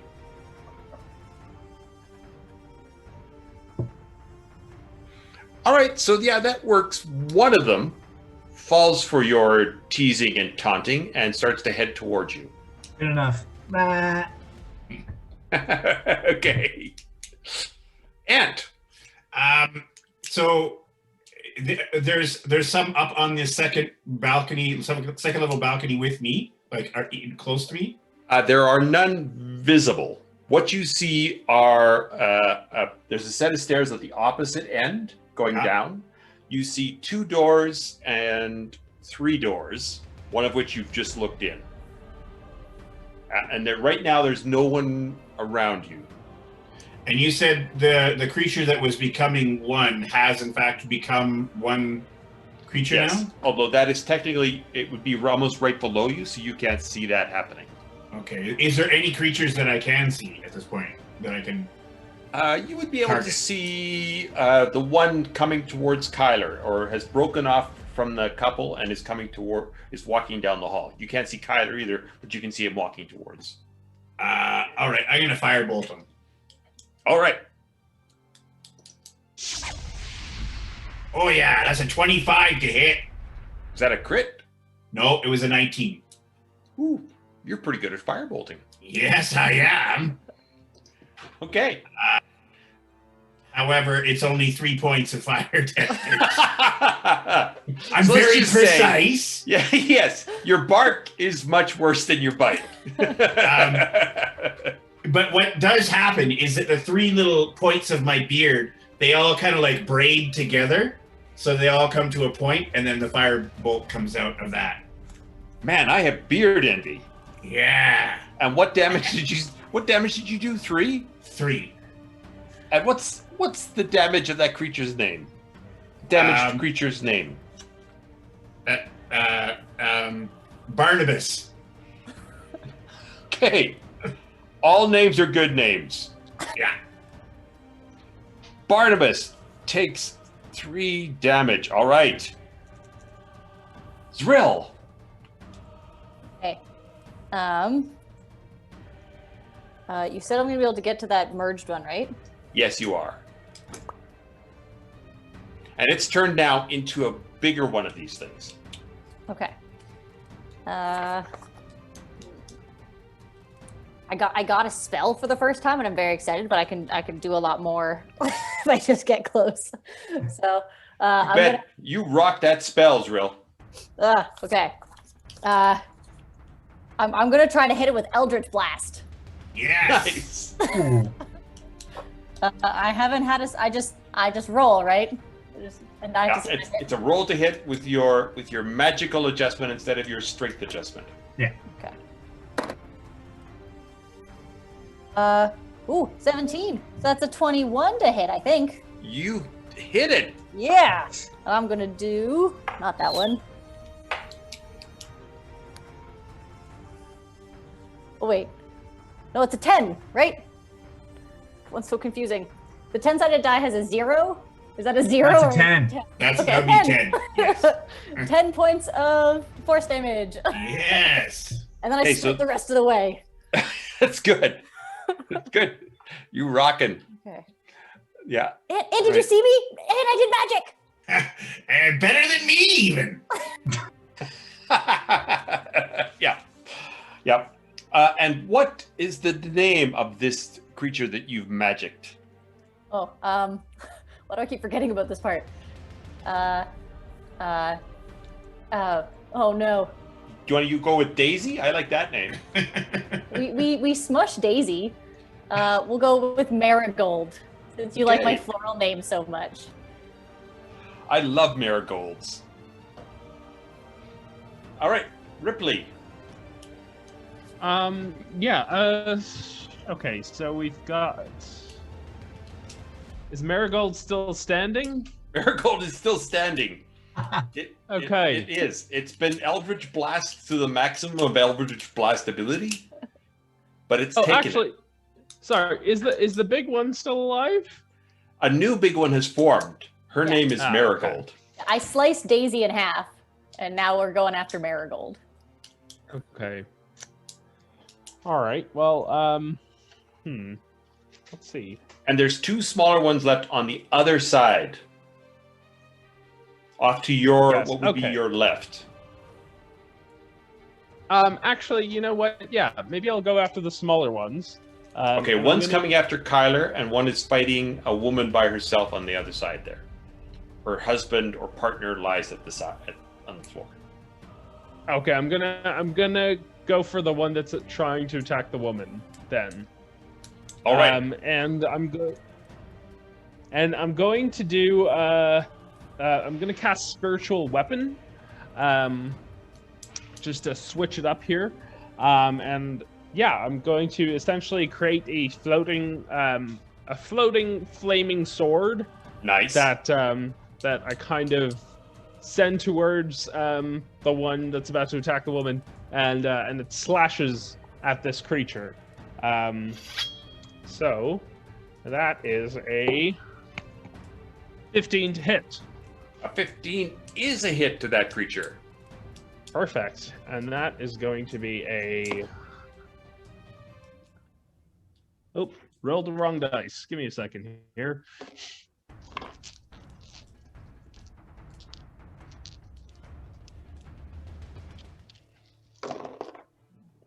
That's going to be a... Oh, okay, great. Just a 3 damage.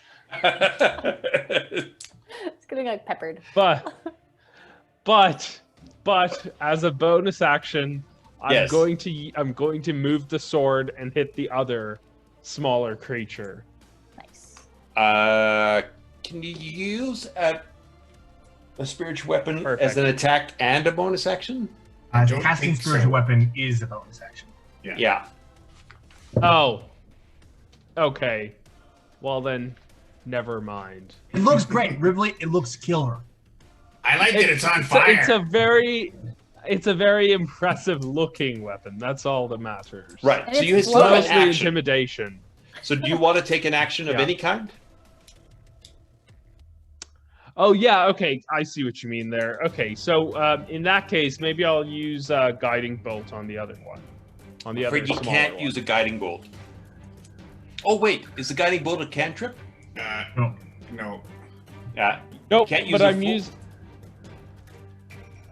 Oh, Yeah. If, So you if can. you're gonna do 2 spells, one of them I has see, I to be a can use cantrip. another. Yeah. Or you could shoot Okay. something, or Okay. you could run and smack it. But I'm gonna here's what I'm gonna use Sacred Flame then. All right. Sorry.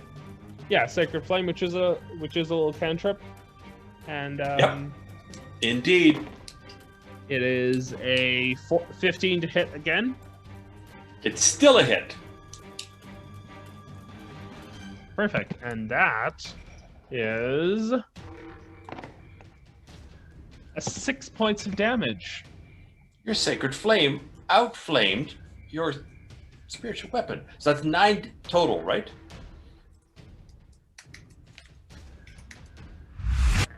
And the damage, or sorry, the name of this creature that you're flaming.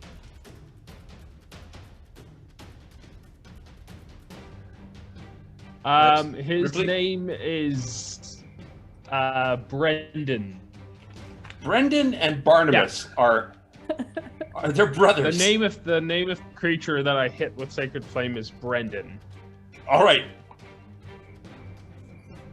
So Barnabas and Brendan have both been hit. And we are, let's see, we're back to Kyler. Kyler! They look like brothers, yeah.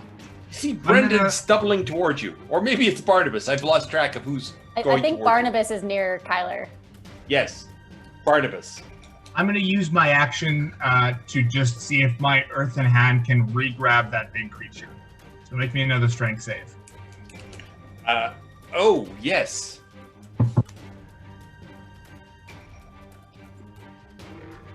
Strength save. Who are you going after, Kyler? Marigold? Yes. Thank you. This thing forces its way past your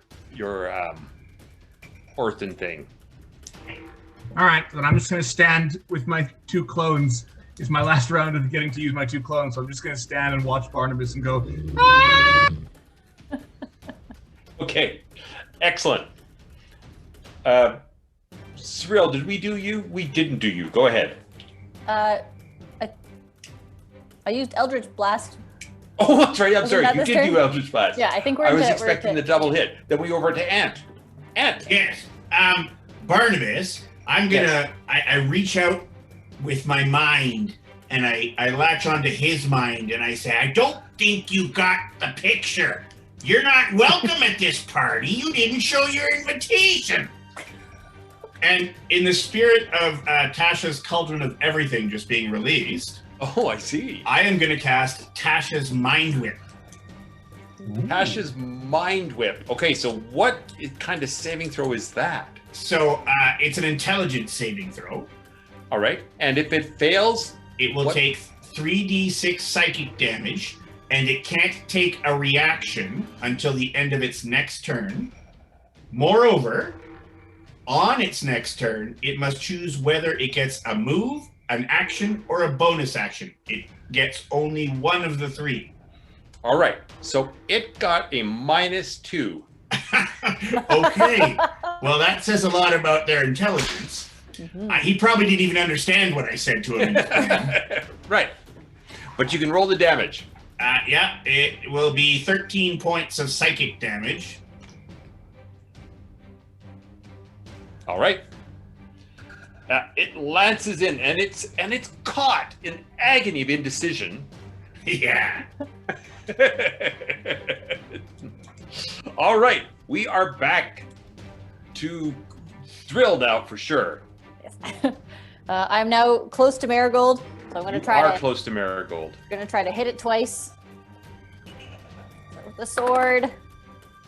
Ooh, 22 to That hit is a hit. Yes, absolutely.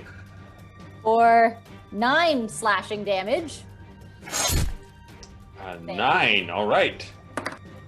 and then an 11 with the warhammer.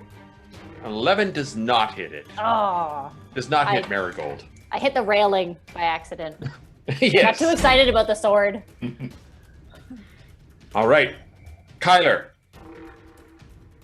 Isn't it Ripley? It is Ripley. Ripley. Perfect. These I'm different going- groups. Okay, I think I'm going to try and attack Barnabas. Okay. And I'm just going to use a good old-fashioned crossbow for this one. Okay. Doesn't your sacred weapon stay floating in the air? It does stay, but I'm going to use my bonus action to Yeah. move it. So he gets 2 attacks. 2 Right. more. 2. Yes. I was very excited about All the right, fire sword. so perfect. Yeah, no, as am I. I haven't forgotten about it. I'm just gonna try my luck with my crossbow for a second here, All right. Let her roll. and it's a 13 to hit. A 13 on is just not quite enough to hit. Oh no, I'm wrong. It does hit Barnabas. Perfect. So that is going to be full 8 points of piercing damage. Nice. Tell the story of Barnabas's fall for us. The fall of Barnabas. It's an Irish jig. It's a slow jig. More of a jag, I guess. Perfect. So this so this crossbow is going to pierce. It's still a paper monster, right? That's what we're, It it's is like indeed. a paper mache thing. Yep. Okay, perfect. So the crossbow is kind of gonna pierce right through it, and it's gonna flutter into a bunch of pamphlets that tell you about. It's gonna flutter into a bunch of pamphlets that tell you about a sale that's happening The wonders of a And, later, maybe. at a nearby Bath and Body Works. Okay. Yeah. All right. We're Or- getting or, the yeah. point. Yep. Thank you for layering the nuance on. All right, let's move. Kyler.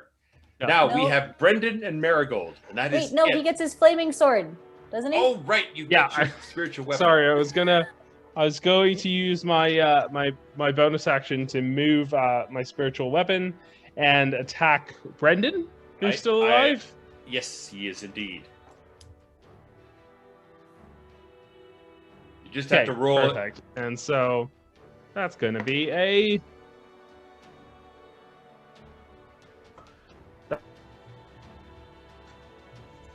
The suspense is killing us, man. There we go. What was it? We lost you for a second. a 12. Sorry, a 12. A 12 is a hit on Brendan. A 12 to hit. Sorry. Yes. And the damage? The damage is going to be... right. If we... Oh, 10. 10 points. All right, that takes Brendan out of the picture as well. Brendan is down. Now, people, we have Marigold solely. Marigold is very close to me. Yes. Marigold is going to take a shot at you. As a matter of fact, she's going to take 2 shots at you. Oh no. Ripley slashed with his sword and then disappeared. That's right. He's done. He's so bored of you. He's reading. He went to Bath and Body Works. Yeah. He fell for his own pamphlet. Yeah. The sale was too good to turn. Okay. This her first fist gets a 16. Nope. That is a miss. Nice. The second one fighter. is an 8, so she misses you with both shots. It is now your turn, Zrill. Is it? I think it's my turn. I think it's Kyler's turn. Oh my god. Ripley, Okay. welcome back. How was Bath and Body Works? We're jumping around. It was great. Now I on, was so you're not excited doing about groups. the coupon. Groups Yeah, are we a should have bad just stayed in idea. initiative. I had to go check it out. Kyler. I'm gonna breathe in my inhaler smoke, and as I breathe out 4 magic missile darts, I'm gonna say "Azakadaza," and I'm gonna fire them at Marigold. Nice. And there are gonna be 4 of them because I'm gonna cast it at a 2nd level. Okay.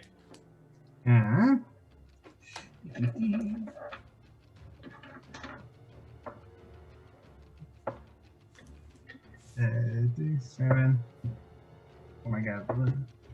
Okay, that'll be 13 force damage to Marigold. It slices into her, and she's staggered, but she's still going. And my clones are gone. Is the woman of the couple still alive? The woman of the couple is still alive. She's bent over her partner. Great. I'm gonna just go stand in front of them. Excellent. All right, Ant. So Now you can't see any of where Marigold is. They're fighting basically below you, and that's the only thing that's left, right? as far as you know right this minute. Okay.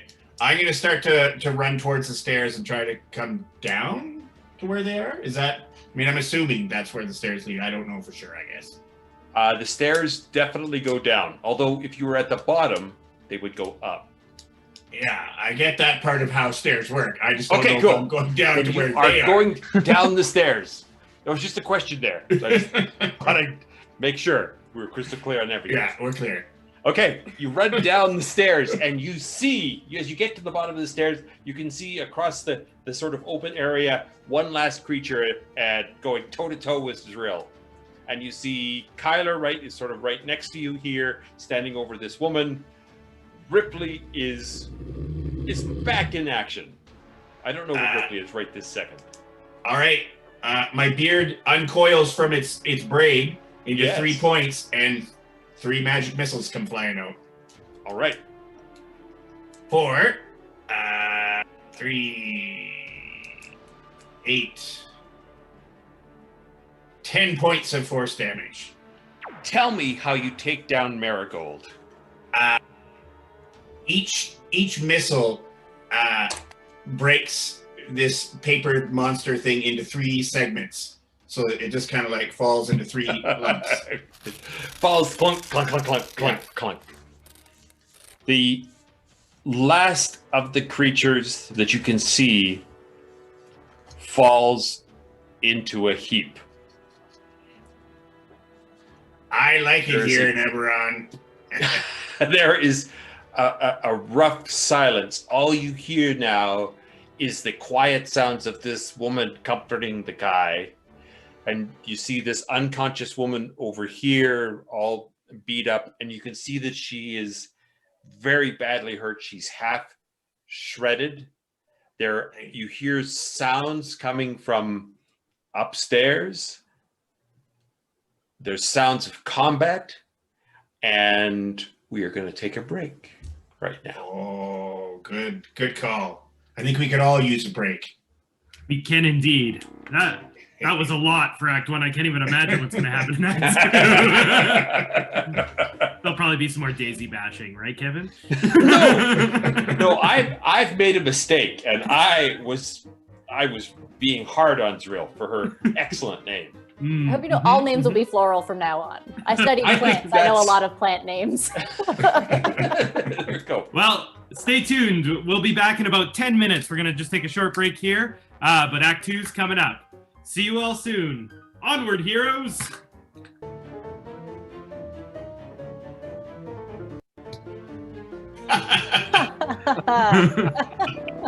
Welcome back to Pages and Mages with the D20 Initiative. That's us. We're cool like that. Well, I have things to say. We're in the middle of an episode. This is Pulp Fiction Part 2, and now we're in Act 2. And I just want to say thank you to all of our lovely squeaking volunteers. You guys killed it in Act 1, and now you've all been reloaded. Re-talked? Squeaking? Oh, no, that's too bad. No, don't say that. Recharged. Recharged, yeah. Right. So Act 2, you each get another squeak. They're good to go as soon as the session starts. Let me finish speaking, and then don't squeak me. I don't want to be squeaked. But they're the same effects, so you can use your squeaking a little bit more strategically in Act 2.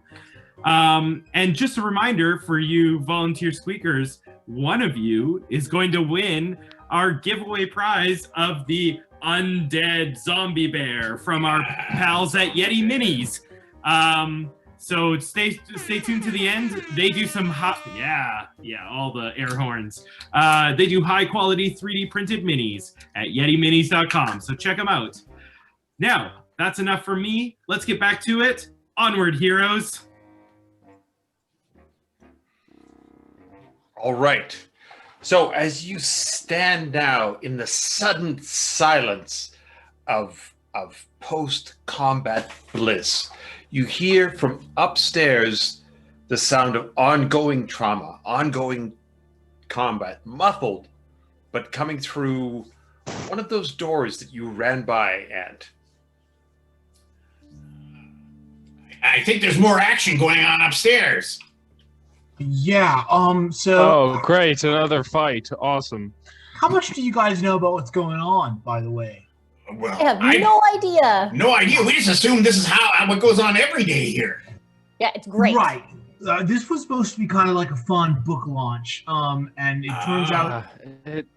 Like we could get into it, but there was there's a whole druid, and there was the words midnight, ink and blood, and we heard that the author might show up at midnight, and then all this started happening. So there was an old guy he was an infamous scribe. He was kind of named Bulbic. He had this inkhorn that he used to deal with devils and demons. And I have a feeling that's what's happening with it tonight. He's dabbled a little bit too much with his scribe. A little too much, yeah. Do I have any idea, Kevin, what time it is? The grand clock in the main dance hall where you guys are now just does an 11:30 chime. Right. Okay. So the author is supposed to show up here at midnight, and I have a feeling whatever's happening will come to a point at midnight. Well, do you feel like you mean it hasn't come to a point yet? I don't know. It's crazy that something would happen at 11:33. That seems wrong. Maybe wherever they're from is just 30 minutes ahead. That's a very maybe they haven't set their clocks set their clocks ahead. Yeah, or time passes different. Right. Well, I mean, like, yeah, there's more people to save. Ripley, I really do feel like we should find your parents at some point. I don't know if there's anybody else we should really try and find, like maybe some of the aces that were around, but the Mom! woman, Dad! the woman says, Mom! Can one of you help my husband? Please, you did such a great job helping rescue us. Can you help my husband? I forgot. Okay. I mean, sure, we could. I'm trying. Yes. I'll help your husband. And I run over to her husband, and I'm like, "What seems to be the matter, sir?" Well, he doesn't want to talk to you because he's unconscious from blood loss. He's all carved up from paper cuts, and he's that's blood. She goes, okay. Yeah, well, that would do it. Cut. Let me. I'm worried he's bleeding to death. I can see that. Let me see if I can help about here. I've got some. I've got a. Nope, none of that helps. Yes, I can. I'm gonna cast Cure Wounds on him. Okay. That would be wonderful. Can I do that? Yes, of course you can. Are you asking me? No. Nope. It's fine. Well, yes, I want to get your Ripley, your just do it. He's dying. Yeah, I'm doing it right now.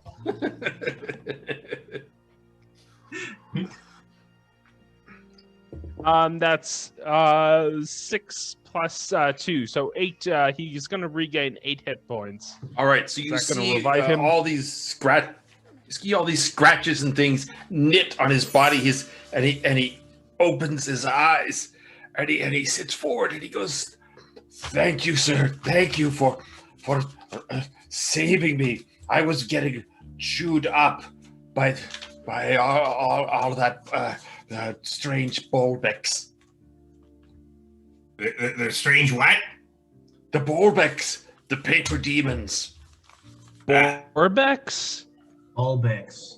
Bulbic.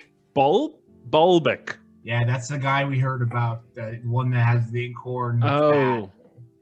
And he wipes his sort of blood now dried on his face. And he says, "You can't let them merge. If a Bulbic merges too many times, they will be undefeatable." How do you know so much about Bulbics? I am a sage at the library. I'm a researcher at Beaconhold. No, fantastic. I'm kind of the same thing over in Candlekeep. In Candlekeep, I do not know this library. It's all good. Yeah, you've been injured very much, so you're probably just hazy. Anyway, I'm gonna run and do a medicine check on the guy that Ripley knocked out with his burst of hot air. All right, but he grabs Ripley. He grabs the front of your robes there, and he says, "You have to stop the Bulbics from arriving. You have to stop the Ministerious. The Abbots. Okay. Ministerious." And he faints. Oh, goodness. Mysterious. Do you guys know what that means? No, never. I've never heard that before. Honestly, like I'm not the most knowledgeable about Beaconhold. You know, I'm really more of a farmer. So this is all a little bit new to me. Kyler, do you have any idea what a Ministerious is? Let me see. Do I? You can check. You can think about back to when you were investigating something along those lines. Actually, no. Yeah, investigation seems fine. Okay, this doesn't happen to be about a dragon, does it? A dragon? Yeah. No. Okay, great. I don't think so. Good, great. That'll be 13 from Kyler. Administerious is not a phrase that you are aware of. All right. Well, he was shouting that we have to get it, right? So it's probably like a material thing that we have to, like a book or an altar or something. I don't know. All right. So you hear a heavy thud and then a second one from upstairs. Jeez. Okay. I go rolled a running 10. upstairs. I rolled a 10 on my medicine check for this other guy. He's fine. He's not conscious, but he's Great. Book it. Rod, not you in gotta trouble. go. He's not in about- danger. What about this lady? Oh crap. She's at ooh. You guys tend to her. I'm gonna go see what that noise was. Okay, I'm gonna Can't go heal in, 'cause either. No, yeah, no, I- you go Zrill. Totally smarter. I run away with Ant because I can't do healing. I can only fight. Yeah, He can only do unhealing. Unhealing. I'm healing. That's what I scream as I run away. Yeah, I am the unhealer.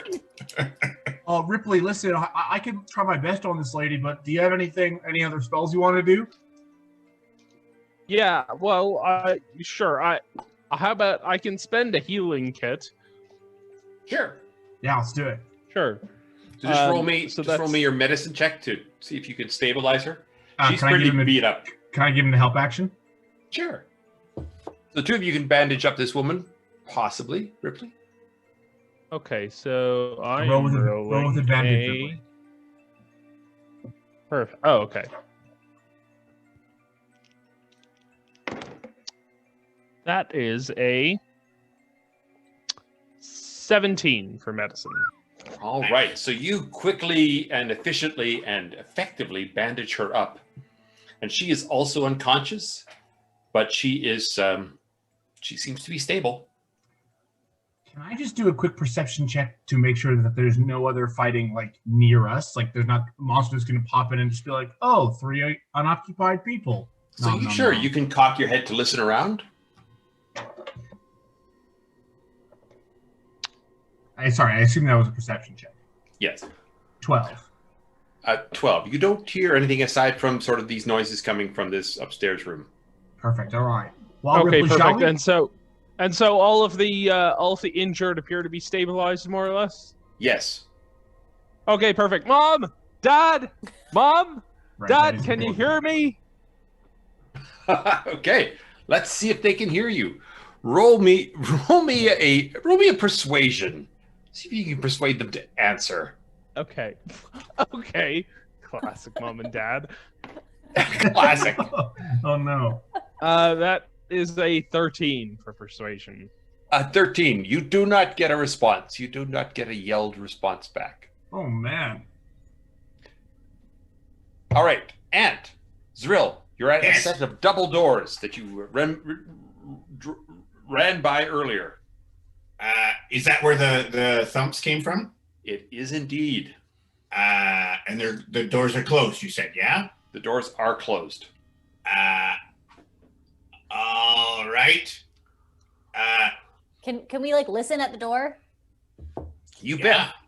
Roll me perception. Okay. We'll obviously run up to join them. Okay. So these two come running up behind you. Or Quietly. Yeah. That is a 17 perception. All right. So you hear the sounds of chanting, and you hear the sounds of sort of low moans and on top of this sort of rhythmic thud sound. Okay, that Kyler? doesn't sound good. No. And Kyler, I know you do magic because I seen you do it. I think this is where you and I come in. Zrill, Right. on the count of 3, why don't you pull that door open and we'll ready a couple of spells. Okay. Okay. Kevin, is the door like a pull? Does it come towards us, or do we have to push it and like walk towards the room? You have to pull it towards you. Okay. Okay. I'll ready magic missile. Good that you checked beforehand, because man, that would be anticlimactic. Yeah, I didn't want to end up in the room. Okay. 3. Already a firebolt. Yeah. Okay. Okay. 3, 2, 1. Wait, sorry. Hold on before you do that. Ripley, what are you doing as these guys get ready to go? All right, I guess I'm gonna follow them. I'll bring up the rear. All right. Justin, Wow. what have you got Perfect for us? timing. Perfect timing. This one's for Ant. Oh You wanted it too bad. I did. So just a reminder, Your eyes are drawn to every visible space around you, searching for creatures. You see the furthest one, and both of you start to shimmer. Oh no! Onward, heroes. Oh no! Oh no! Okay, so DM, Wait, this is a decision you have to make. Is Yes. the door open or closed yet? We're going to do an initiative. Ant versus Zrill. Oh, See no. who acted first. Just roll a straight initiative roll. Yep. Oh no. Oh shit! And I got a 7. So Zrill opened the door first, right? Yes. Yeah. So what do I see? So what you see is this one of these robotic creatures, this ace creature, another 8-legged one, but he is chanting, and he has got sort of in 5 of its arms, he has various skulls and bones and things, and he is chanting away. And just in front of him are 2 of these larger creatures starting to merge. Oh. And around them are people lying around on the ground, and that's all that it is.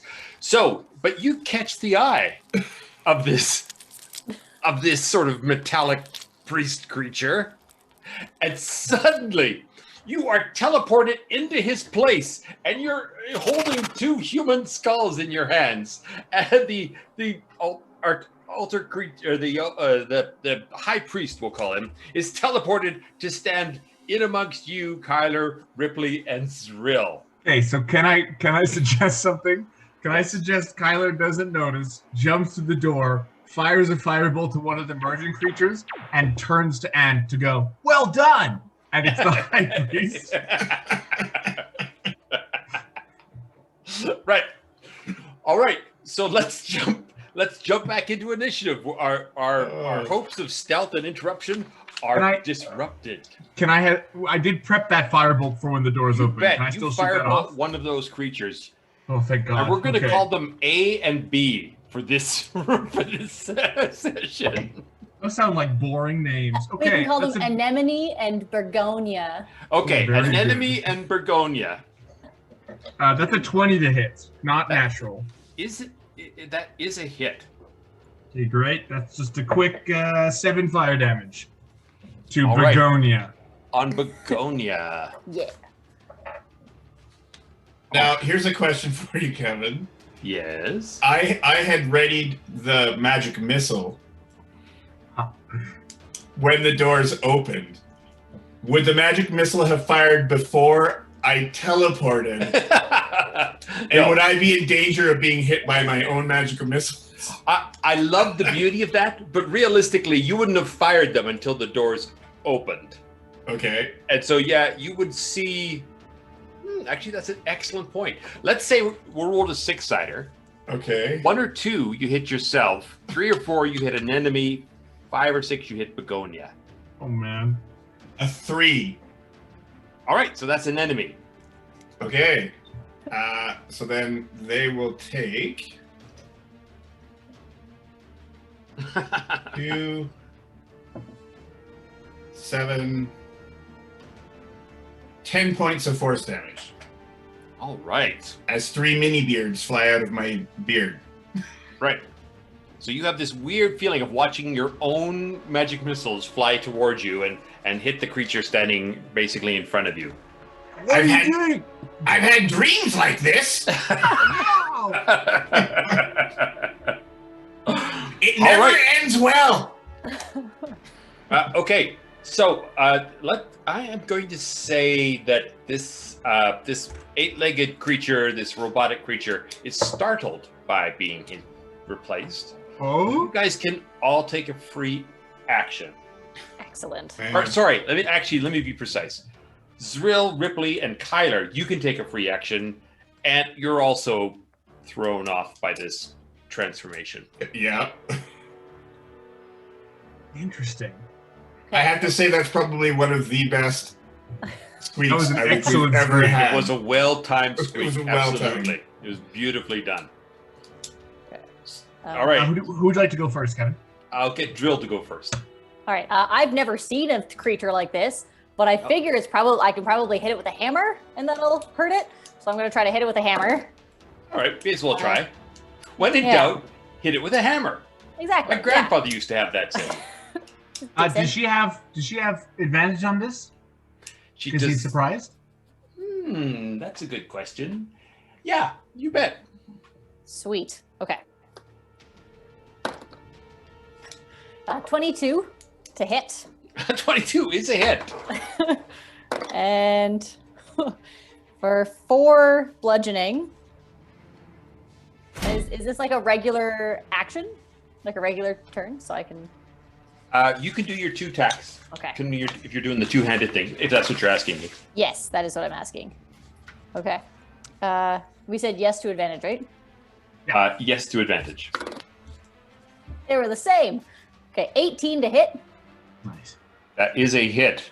Okay, this is the longsword. Does 10 slashing. Ooh, nice. So, I'm sorry, what were the 2 together? 10 slashing and what did I say, 4 bludgeoning? Yes, you did.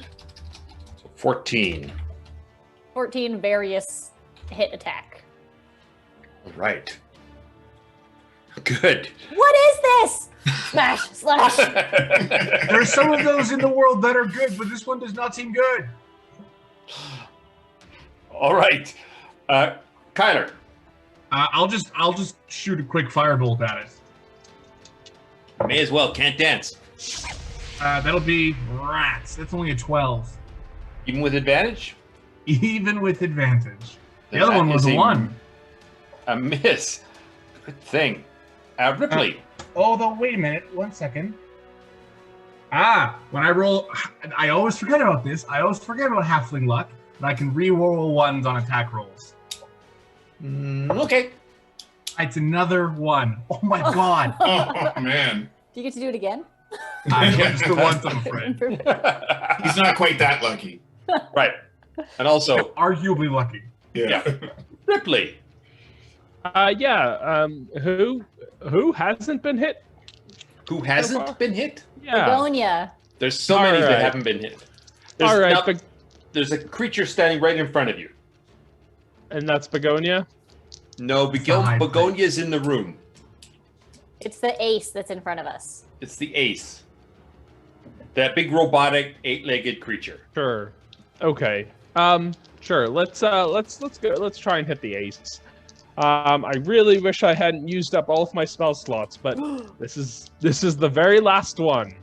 So I'm gonna cast Guiding Bolt for my last. If you hadn't used your spell slots, where would you be? Dead. This is true. And sorry, do I have advantage on this? You do have advantage on it. That is an 18 to hit. That is a hit. Hey, and this is going to do.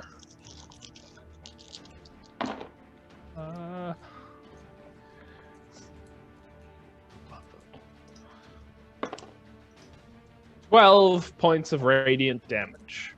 Nice. 12 Nice. points of radiant damage. All right. So this thing hisses and clanks and it says, "You scrawny human!" And now let's do initiative, everybody. Ay. 12. Oh my god. I got a dirty 20. Ooh. Ah! Never mind. I got a 10. 12 as well. We tied again. Wow. I know. Our initiative always on the same Ripley. page when it comes to. And Kyler. I think he got a 10. Or did you say 10? I got a 10. Ripley got a 12. Yep. All right. Okay. Ant, you are first. So you see these two creatures and they are basically, they seem to be ignoring you, and they are merging. How far away from me are they? They are, well, they're basically like 10 feet away. Okay. They're looming over you, these two creatures, these weird, bloody things. And, above them, you start to see this dark cloud forming. Oh, Oh man. Okay. dark cloud. I'm gonna split my beard into two, Okay. and I'm gonna cast Firebolt, but I'm gonna twin the spell and use a sorcery point so that I get both of them. Beautiful. And I'm gonna yell out, "You shall not merge!" Excellent. Roll me your wild magic, because this is wild, Okay. man. I will. So first of all, the first attack with the Firebolt is a 16 to hit. That is a hit. And the second one is a 15 to hit. The 15 is a miss. Ah. That's Dang not- it. So that tells you the number you guys need. Yes. So on the one that I did hit, though, I do 4 points of fire damage. All right, and you're sitting anemone or begonia? Let's go with Begonia. And it was 4? Yeah. Okay. And you want me to roll wild magic? You bet I do. Why not add it to the mix? What's the number that you are choosing? I want you to roll. You just did 4 points of damage, so 4. I rolled a 9. All right. So we didn't add that fun into the mix. No, that would be fun. Way to play, Ant. Sorry. Okay. And is that all your actions? Yeah, that's all I can do. Zrill, you are next. Okay, I seemed to hit it last time, so I'm going to try to hit the ace again. All right. So you have wind advantage up on your and- first attack. Whoa! Oh, Zrill, you got squeaked. Yeah! Or maybe. I don't remember Got what it. Zrill's was. It's a ghost hand. Yes, Oh, a right. ghostly hand shadows your own. You feel its hunger and it reaches out uncontrollably towards another creature. Onward, heroes. Interesting. All right, what do I have to roll, Let it be Kevin? the ace. roll me a d4. 1. All right. So you see the ace get touched by this ghost hand that reaches out and Yes. grabs one of its arms, and it makes this clacking, rattling sound as it takes some frozen necrotic damage. Nice. All right. Good. As you calm down from that, you swing on this thing. Yes. Your very first attack, you have advantage because of Ripley's guiding bolt. Ooh, excellent. Okay. Can I apply that to both? No, just my first attack, not both. I think it's just Okay. the first. Yeah. Well, it's a 19 to hit. Although I can't use it on the next one. Like I have to use it on this one. Yeah. Okay. All right. We'll roll It's again, just just in it's case. just the next one. Okay. No, we're gonna go with the 19 with the Warhammer for 10 points of bludgeoning damage. All right, so you slam the things, and you feel gears dislodge, and steel pops out of sockets and things as you wallop this thing with your hammer. Oh, Nice. a good wallop. Who doesn't like one? Okay. And I'm gonna aim for the longsword. 6 to hit. 6 does hit, just not the creature. You clank it against the ground. Oh. Oh. It's so big. How did I miss? I don't know. I really don't excited know. You sometimes really with, like, one good overswung. one. You just got off Yeah. balance with your warhammer. That's all. Yeah. Maybe some oil spurted out when I hit it with the hammer and then I slipped on that. I'm not used to slippery floors. Yeah, and also you've never fought one of these things before, so you're just A lot figuring of it out. times. Yeah, yeah. All right, Ripley. Okay. Boy. Yeah, I guess I'm down to my crossbow, so I'm gonna try and pick off this ace with my crossbow here, All right. and that's gonna be a 21 to hit. Was that with advantage? Nope. Okay, good. Should I? All right. You hit it with your crossbow. It's awkward trying to shoot with your crossbow. It's right there, but you do pluck it. So hit it for whatever you hit. That is 5 points of piercing damage. All right. So the crossbow gets locked into one corner of wedge and skews at him. All right. These two creatures, you're watching them get closer together.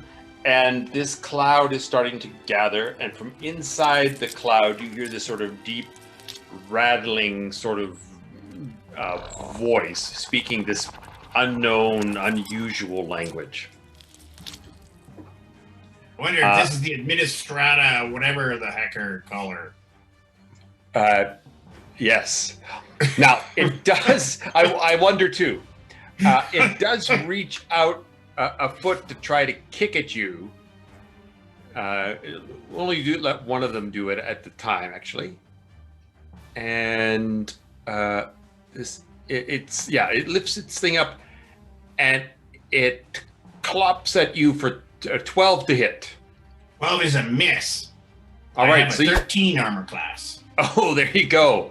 So you duck under this humongous foot that's come over and tried to grab at you. I'm tiny. Kyler. That voice wasn't in like Infernal, was it? You will have to roll me a perception for that in the midst of all the stuff going on. Oh, like if I even heard it at all? Yeah, just with all the noise and be able to distinguish. Gotcha. That'll be a 15. It is Infernal, yes. So I understand Infernal, so I'd like to know what it said. You can't make out exactly what he's saying, but he's basically, you can tell that the deep voice is entering the world. So he's telling his minions to prepare for his arrival.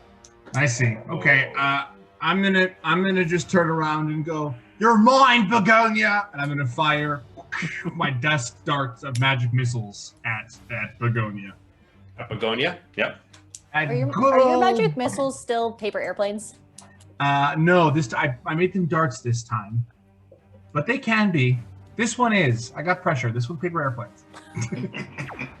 Or flowers. Ooh, that's 13 force damage. 13 damage on Begonia. Nice. One of them still a dart. Now, you see this ace start to spin, and he whirs his 5 remaining limbs, and we're going to go with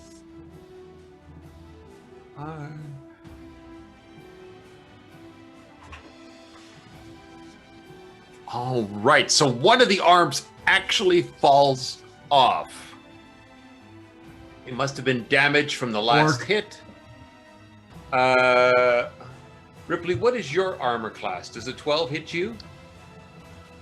No, it does not. All right. So the first shot goes, his armor clanks up against your armor. The second one is a 24. I assume that hits you. Yes, it does. And you take a, let me see now. This is 16 damage from a critical hit that goes slashing across and clubs you across the face. Perfect. Excellent. And I'm sorry, but I also have to just check on, since it was a critical hit by this guy. You need to check on this squeak. Squeak! That segue. Nice. Marcia has squeaked Ripley. And as a reminder, Ripley, a gust of warm air flows out from you in all directions, and your hair looks flawless. Onward, heroes. Forgot about How the does side he effect. do that? He's awesome. All right. So, this thing is battle aware now. It's got heightened awareness, but him and the two of you, Zrill and Kyler, need to make me a strength saving throw. And Kyler, you no longer have your strength advantage right this second. Yeah, I do. I'm wearing my mask. Oh, you do have your mask. That'll be a nat 20 from Kyler. Nice. It's a 15 from Zrill. All right, so all of you were able to throw off the effects of Ripley's warm breeze that comes barrel-assing down the hallway. Oh, what was that? Whoa, Ripley, you look great. His Yeah. hair looks marvelous. Ant. So have these creatures merged yet? No, they are getting very close, though. You can guesstimate it'll take them about 4 more rounds. Okay, I'm going to step forward so that I'm within 5 feet of both of them, I'm assuming. Yes, you are. And I'm going to cast Sword Burst. Oh, nice. Yeah. So they have Very to well give done. me a dexterity saving throw or take 1d6 damage each. All right, so they're going to be at disadvantage because they are attached together. Save Begonia for me. I'll see what I can do. Dexterity saving throw of what did you say? DC 14. Dex is not their strong suit, and at disadvantage, it's even worse. Excellent. That was a fail on an enemy, and a crit fail. Ooh. All right. So an enemy takes 4 damage, and Begonia takes 6. 4. Okay. And this one is, Begonia is hurt even more than that from the slashes. All right, and we are at Zrill. It seems to be working-ish, so I'm just going to keep hammering away at the ace. All right, I'm right here. so you ducked under the whirling arms as it tried to club you, but Yeah. now you can get in there and try to hit again. Yep. Warhammer. 8. Oh, An 8. it's just so slippery here, so I missed Yes. with the Warhammer. And also, you should stop ducking now. Yeah, still ducking. Going for the ankles. It doesn't have ankles. It's a problem. Okay, Yep. longsword. 14? A 14 does not hit That's so big. the All right. creature. Can't trust people with no ankles. Kyler. Exactly. Oh, sorry, no, Ripley. Ripley is. Oh boy. Okay. How far away am I from Anemone and Barbados? What's the other one's name? Begonia. Begonia. Begonia. Yes. Begonia, but also known as Barbados. And also Yeah. known as Dead You're- Soon. You're a long ways. I would say you're about 40 feet away from them in this great hall. 40 feet. Okay.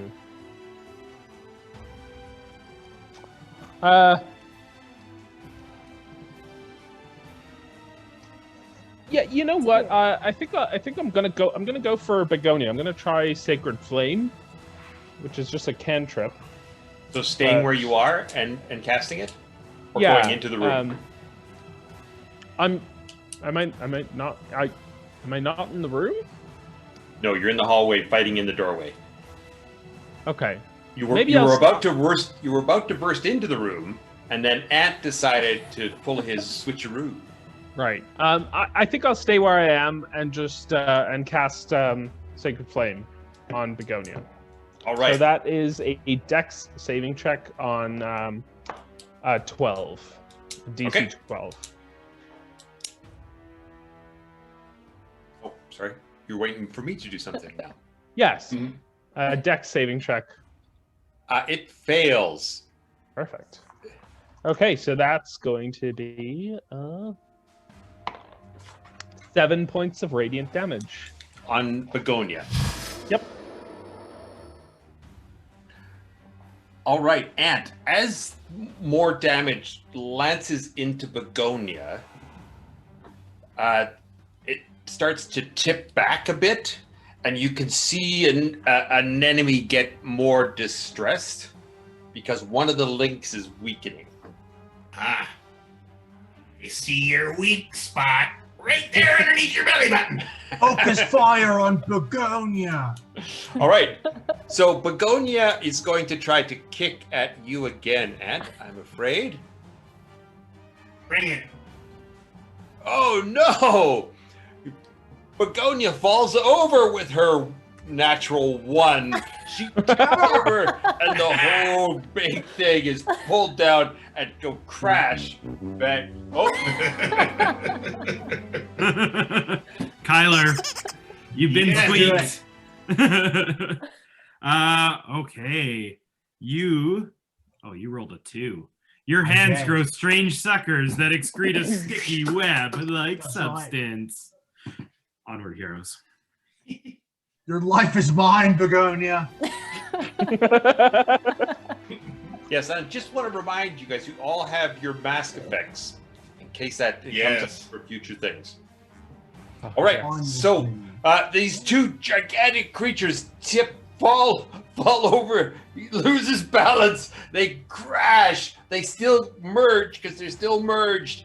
But this cloud, and you see the lightning come sort of sparkling out and crashes down in various positions as the cloud descends on these things as they are continuing to merge closer. And you see Othmir is turning, and he's turning, and he starts chanting. So he's got his back to you, Zrill, Ripley, and Kyler, and he is chanting and holding some sort of beam of light coming out of his hand as he casts heal on Begonia and gives Begonia. No! Yeah, you see a bunch of the scratches and scars heal on Begonia, and she is re-healed. All right, Kyler. Okay, I'm gonna try and use my sticky web hands. Yes. And sorry, did you say? Can you describe the room for me again?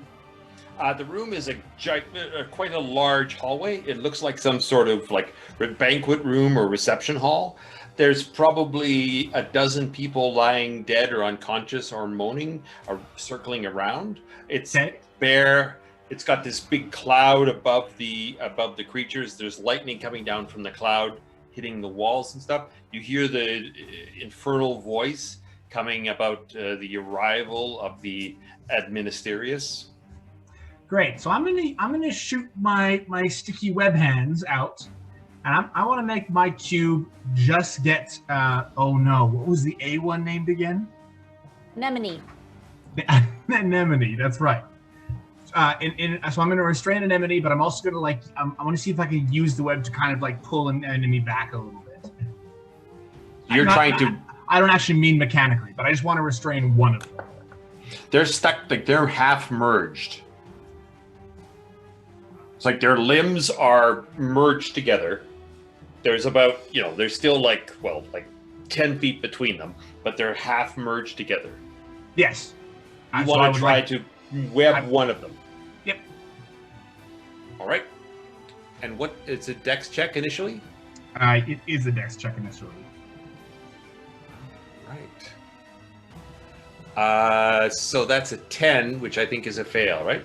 It does fail. All right. So you've webbed an enemy, and she is restrained in the webs. Perfect. Okay. Excellent. Ant. Sorry, I'm going to use my movement, and I'm going to get closer to the. I'm going to move closer to Ant and the two monsters to see if I can hear more also about what's going on in the cloud. Okay. So as you move into the room, you get a 21 and a 7 from the Slash's club arms of this opportunity attack from the Othmir. I'm going to use a luck point from my lucky feature. Okay. And I'm going to I re-roll a d20, and I'm going to replace the 21 and see which one I want to use. Okay. Yeah, so I'm spending a luck point, so I rolled a 6. So whatever you add to the 6, I'm going to replace the 21 with that. Whatever I add to the 6, which would be 3, so 9, you're going to replace the 21 with that. Right. Yes, so they're 9 and 7, so they both miss. 9 and 7 both. Oh, I see what you're saying. You're using your luck to like duck out of the way of these arms as they slash at you. Correct. Okay, cool. Normally it's all my stuff, but if someone does an attack roll against me, I can replace one of their rolls. Nice. All right. Let's go with Ant. We're back to you. Having seen the webs hit an enemy, I whip out my 2 daggers from underneath my cloak, and I leap on top of Begonia. Okay. Nice. Very flashy. I'm taking a page out of Zrill's book. Go Ant! Yeah. I think you might be writing, your mouth might be writing checks that your body can't cash. I rolled an 18. Oh, I am mistaken. And a 12. Because I'm wielding two daggers, so two-handed. Yeah, absolutely. Those aren't they prone? They are prone, yeah. So I guess I'd be advantage, wouldn't it? So you get advantage. Mess them up. So then 18 for 1. Yep. We also just do 2 more dice rolls. Yeah. See if you get a 20. See if you get... No, it's still an 18 and a 12. No! Wow. Yeah. You're consistent. Oh, really? It's Yeah. exactly the same? Well, I mean, the next 2 dice that I rolled an 11 and a 12. Oh. Right. Okay. So still 1 hit, but man, you look good. Okay, well, that'll be... There's a moment when you're framed in the lightning, and the lightning comes up, and you're paused, and your demonic beard is flying, and you're coming down with these daggers. It's a frightening scene to witness, for sure.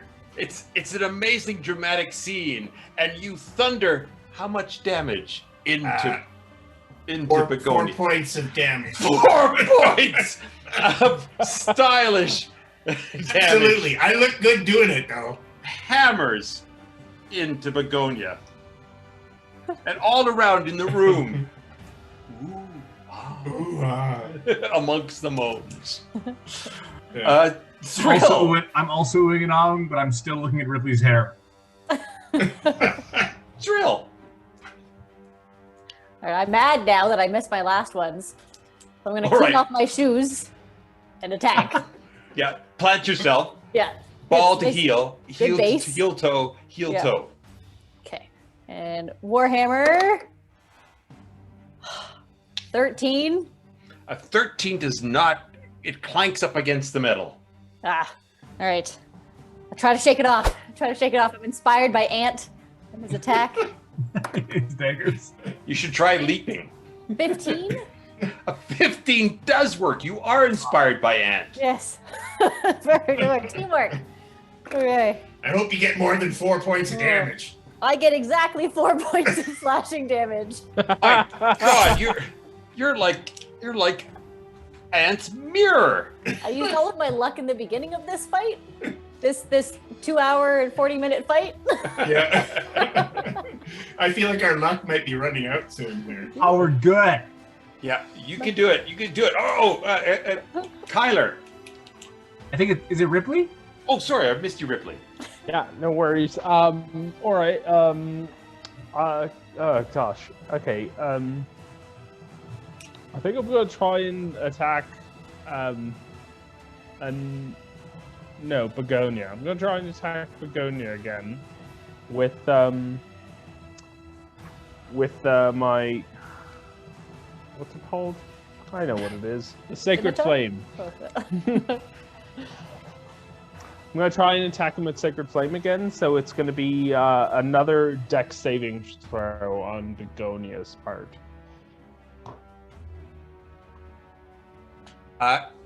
She fails. Excellent. So that is 5 points of radiant damage. 4, 5, 4, 5. All right. And now, Kyler. Yeah, I'm gonna I'm going to stay far enough back that I don't get caught in the web. Okay.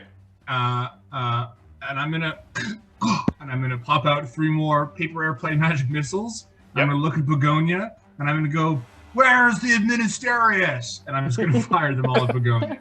What did you say? Where's the Administerius? Or Okay. whatever it was. Yes.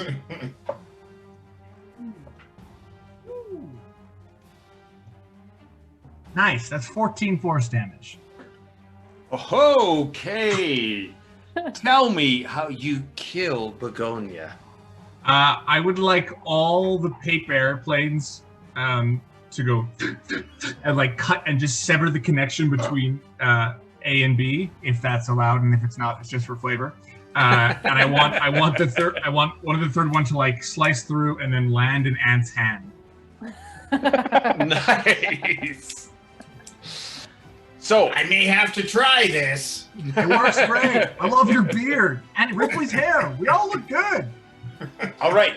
So as Begonia is staggered and shuddered, you see it start to fall apart, and bloody pulps of paper and book binding and flesh and bone start to fall off the creature. And as Begonia starts to dissolve away, an enemy lets out this howl, this gurgling, choked off howl, as it also begins to dissolve and flake and pile and settle on the ground. And you see Ant slowly sinking down from his high perch, looking proud, holding this paper airplane, as the room is sort of filled with like a 6-inch slurry of blood and bone and So leather. much.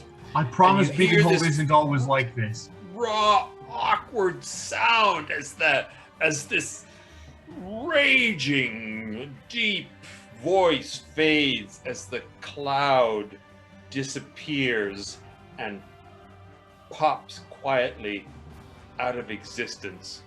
And Othmir, the ace, screams, "No!" And he collapses on the ground in despair, and we are out of combat. Holy Christ. I'm taking one of these arms. Yeah, I do think we should disarm him.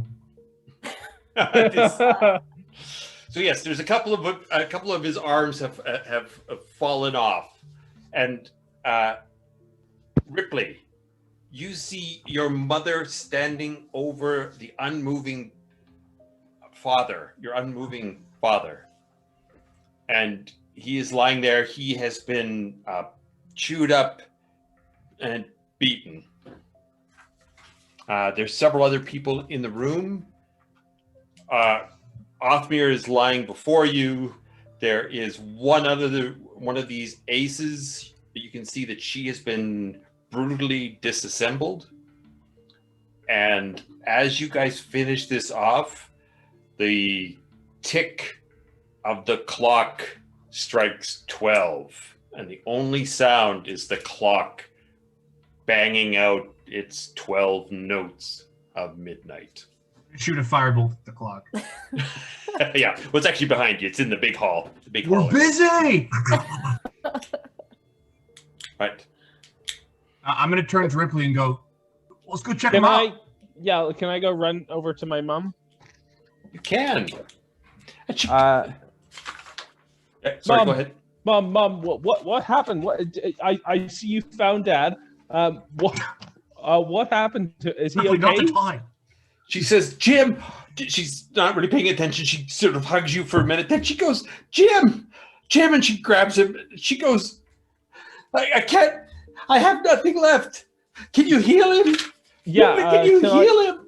Can I use one of my healers? Can I use a healer's kit on him? Yes, you can. Roll me a medicine check. I'll give him help on this for sure. All right. Oh, okay. Yes. Oh God. That is a 16. A 16. All right. So as you're bandaging him up, and you reach in and you like pound dramatically on his chest, and he coughs, and he sits up, spitting blood all over him. And you've managed to restart his heart, and it faints, but he's breathing now raggedly. And Kathy, your mother, just leaps up and she hugs you and she's crying and she's going, Ripley, you did it, you did it. Oh God, Mom, what happened? How did you guys end up here? Where did you find Dad? She says, we were at this party and we were waiting for the author to show up, and then all of a sudden all these creatures started appearing out of the books. Our own books attacked us, and we were fighting them, and we've been fighting for what seems like 2.5 hours. We've been fighting these things. Seems like a while. And we were in different groups, and then we got mixed up about who would hit first. Then we got it all sorted out, and I had a bit of a break. I know. And then now, your I father, know the feeling. Your father saved this group of people here, and she gestures to the group sitting next to you. And from behind you, Zrill, on the main floor, you hear, hello, is there no one here for the party? Hello. I Is that cautiously the peek author? over. Yes. So the author, she's Luvia Bloodmere. Luvia Blood. You recognize her because she's actually, no, you wouldn't. You have no idea. I who peek, she is. I You peek see a over the woman. railing, and then I look back and I go, "There's a lady here." Kyler sprints in full combat mode. Right. And you see this like pale, older, half-elven woman sitting there, and she says, What's going on? Hello, I'm gonna hold everybody? up my inhaler and I'm gonna go, do you have a floral name? Do I have what? A What are you floral doing at my... name. Are you named after a flower? No, Okay, we're good then. I'm Oh, Luvia. it's you, Luvia. I'm Holy Luvia crap. Bloodmere. I'll be honest, I really thought you were gonna come out of that crazy dark cloud. I thought maybe you were the demon they were summoning. I'm glad you're not. What are you talking about? This is my launch party. Hey, yeah, so your launch party kind of launched and then it crashed and burned. There was a demon summoning this freaking ace. He summoned I don't know, it seemed demonic for sure. Othmere? Yeah, Othmere's one of my publishers. Or Yeah, well, he works ought for to one of be my... or not to be, I think. Because he's not he doesn't have your best interest at heart. He ripped up all your books, they turned into monsters, they were attacking people. It's okay. He only has 4 arms now, and Zrill like waves around one of the arms. Yeah. So she's quite distraught. So she says, I'll go get. She runs out to get the monitors, some of the monitors, to come find out what's going on. Can I do? Can I just figure out if I trust her or not? You can figure out if you trust her or not. Yes. Can I do an insight check? I see. You want to determine Yeah. by chance whether you trust her or not. Where are your instincts, man? Yes, they're go in ahead. this Roll me. role-playing game, and I'm trying to roll dice. That's a 17 insight. You instinctively trust her. Okay. I holster my inhaler and run back up. Right. From inside the room, you see another cloud appearing in the corner.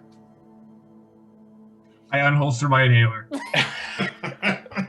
Oh, by the way, you can't actually holster your inhaler because it's stuck to your hands.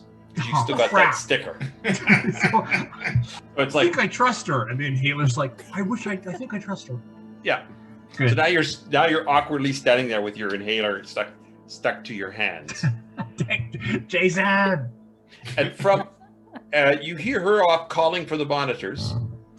You see this cloud appear, And from inside the cloud, you open it up and you're inside, you see into Ptolemy's cave. And Ptolemy's there and he says, "It's time. Come with me. Now, quickly, before the monitors arrive. Come quickly." Oh, we don't. I mean, people know we were here. Like, there was Ripley's parents. Yes. There. Come. There is no time. I think we should leave. We're These guys going. seem to know what they're doing. I have 2 arms wrapped around me, and I'm trying to pull a third one. Okay. And I'm picking bits of flesh and stuff out of my beard as we... Yeah, cleaning up so you look really good. Yeah. Ripley, what are you doing? You have your parents there? Yeah. Gosh. Mom, are you guys? She says, "Go. You've saved your father. I'll make sure he knows, and I'll make sure he gets home all right." Okay, Bless all you, right. Ripley. Ilmater bless you. Yeah. Thanks so much, Mom. Okay. I And guess Kathy, I come go over for dinner with sometime. Ptolemy. Yeah, I mean, oh yeah, you Thanks, should meet, Tyler. You should Say meet hi to your Tyler's mums for parents. me. They're nice. Yeah. All right, and you are instantly transported into the crystal cave. Now, at Zrill, this is a sort of much larger cave than what Lumen wears, but it has the same kind of feel. You see the crystal cave. There's no point of power presentation up on the wall. You see scattered books, and you see this humongous sort of sphinx bed that's relatively sloppy. It's not actually, it looks pretty sloppy. Really should And clean up before he you sort of notice it. nods very solemnly at the 4 of you. Sorry, at all of you.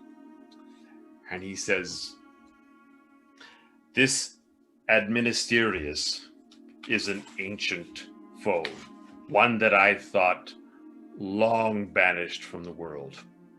You stopped him from arriving this time, but the danger is that he has seen me. Now he knows of my existence, and I believe he thought I was gone. What you have done tonight is fended off a great evil that was trying to enter Beaconhold. And if those two had merged, they would have created a much larger, the Bulbic Majestic. The Bulbic Majestic would have grown with every living soul that it created until it literally destroyed Beaconhold. We of Beaconhold, you of Beaconhold, all of us are in deep gratitude. However, no one still can know of my existence. The Administerius is someone that is very powerful, and I will have to talk to my sister about what we do next. But for now, you may rest, eat, read, sleep, and I want to announce that you are free to relax." And he sort of nods his majestic head, and the lights fade out as we are done for tonight. Oh. Very nice. Oh, Wow. Oh. Epic. There we are. We're at the end of the 7. I don't even know what to say. I've still got 5 minutes. I can layer another fight in. We'll stop here. So that concludes our 7th episode of Pages and Mages. Now, for the most important part of the night, other than, the story and development and whatever, all that. Saving the world. Saving the world, all that. Yep. We've had 4 excellent squeakers tonight. We did. They were let's give them a round of excellently applause. And we're drawing right now for the Yeti Minis large undead zombie bear. So I have Azakadaza TV, Ninja Space Pig, Jason Memel, and Marcia, and I have this D4, and I'm gonna roll. He gestures dramatically, having misrolled before now. All right, and rolled, and I'm calculating, adding dex scores, checking Constitution saving throws. We have Azakadaza TV is our winner. Sweet. Yeah. That was Ant's roller. And a great roller at that. That That's was amazing. I just want to interject one quick thing. I think what this episode showed is that our squeaks really do actually add to the story, because it adds so many different layers, and I really appreciate this strategy, and I love the timing and the care that our audience members are taking in injecting this thing to enhance interest, to enhance the drama, and to enhance things like having the evil high priest appear in the middle of the group. So thank you very much. It was phenomenal. So, Azakadaza TV, congratulations! You're our first Yeti Minis winner. Yes. And if you want to, if you can please get a hold of us, you're on Twitch, so if you can send us a whisper, or if you want to contact us on Twitter or Facebook, get a hold of us, give us your email address, and we will get you a Yeti Mini. Yeah, so as I said, all of those squeakers, thank you. Oh yeah, and you guys, thank you, Kevin Cork, for building this phenomenal world. Thank you, Emma Bragger, for those kick-ass, Yay, Emma! creepy sometimes. There was a lot of comments in the chat about some of those sound effects, so they were real tonight. So thank you for all that. You've seen some of our artwork. Finn, we work with them, and they give us this great artwork. So you've seen Ant and Ripley there. Phenomenal. I don't know what else to say. It's so cool. It's great. I also love Gerardo's, but I'm very, anyways, that doesn't matter. And thank you for this evening's cast. We have Sarah Bannister as Zrill, Griffin Cork as Kyler, Calvin De Silva as Ripley, and Curt Mckinstry as Ant. We're back on Monday. Oh, I'm Justin Bourne. I'm the MC. I'm supposed to say that too. That's important. Yes. Our next episode is Monday, December 14th. Bring your eggnog. We got a very special holiday adventure. Stay safe and onward, heroes.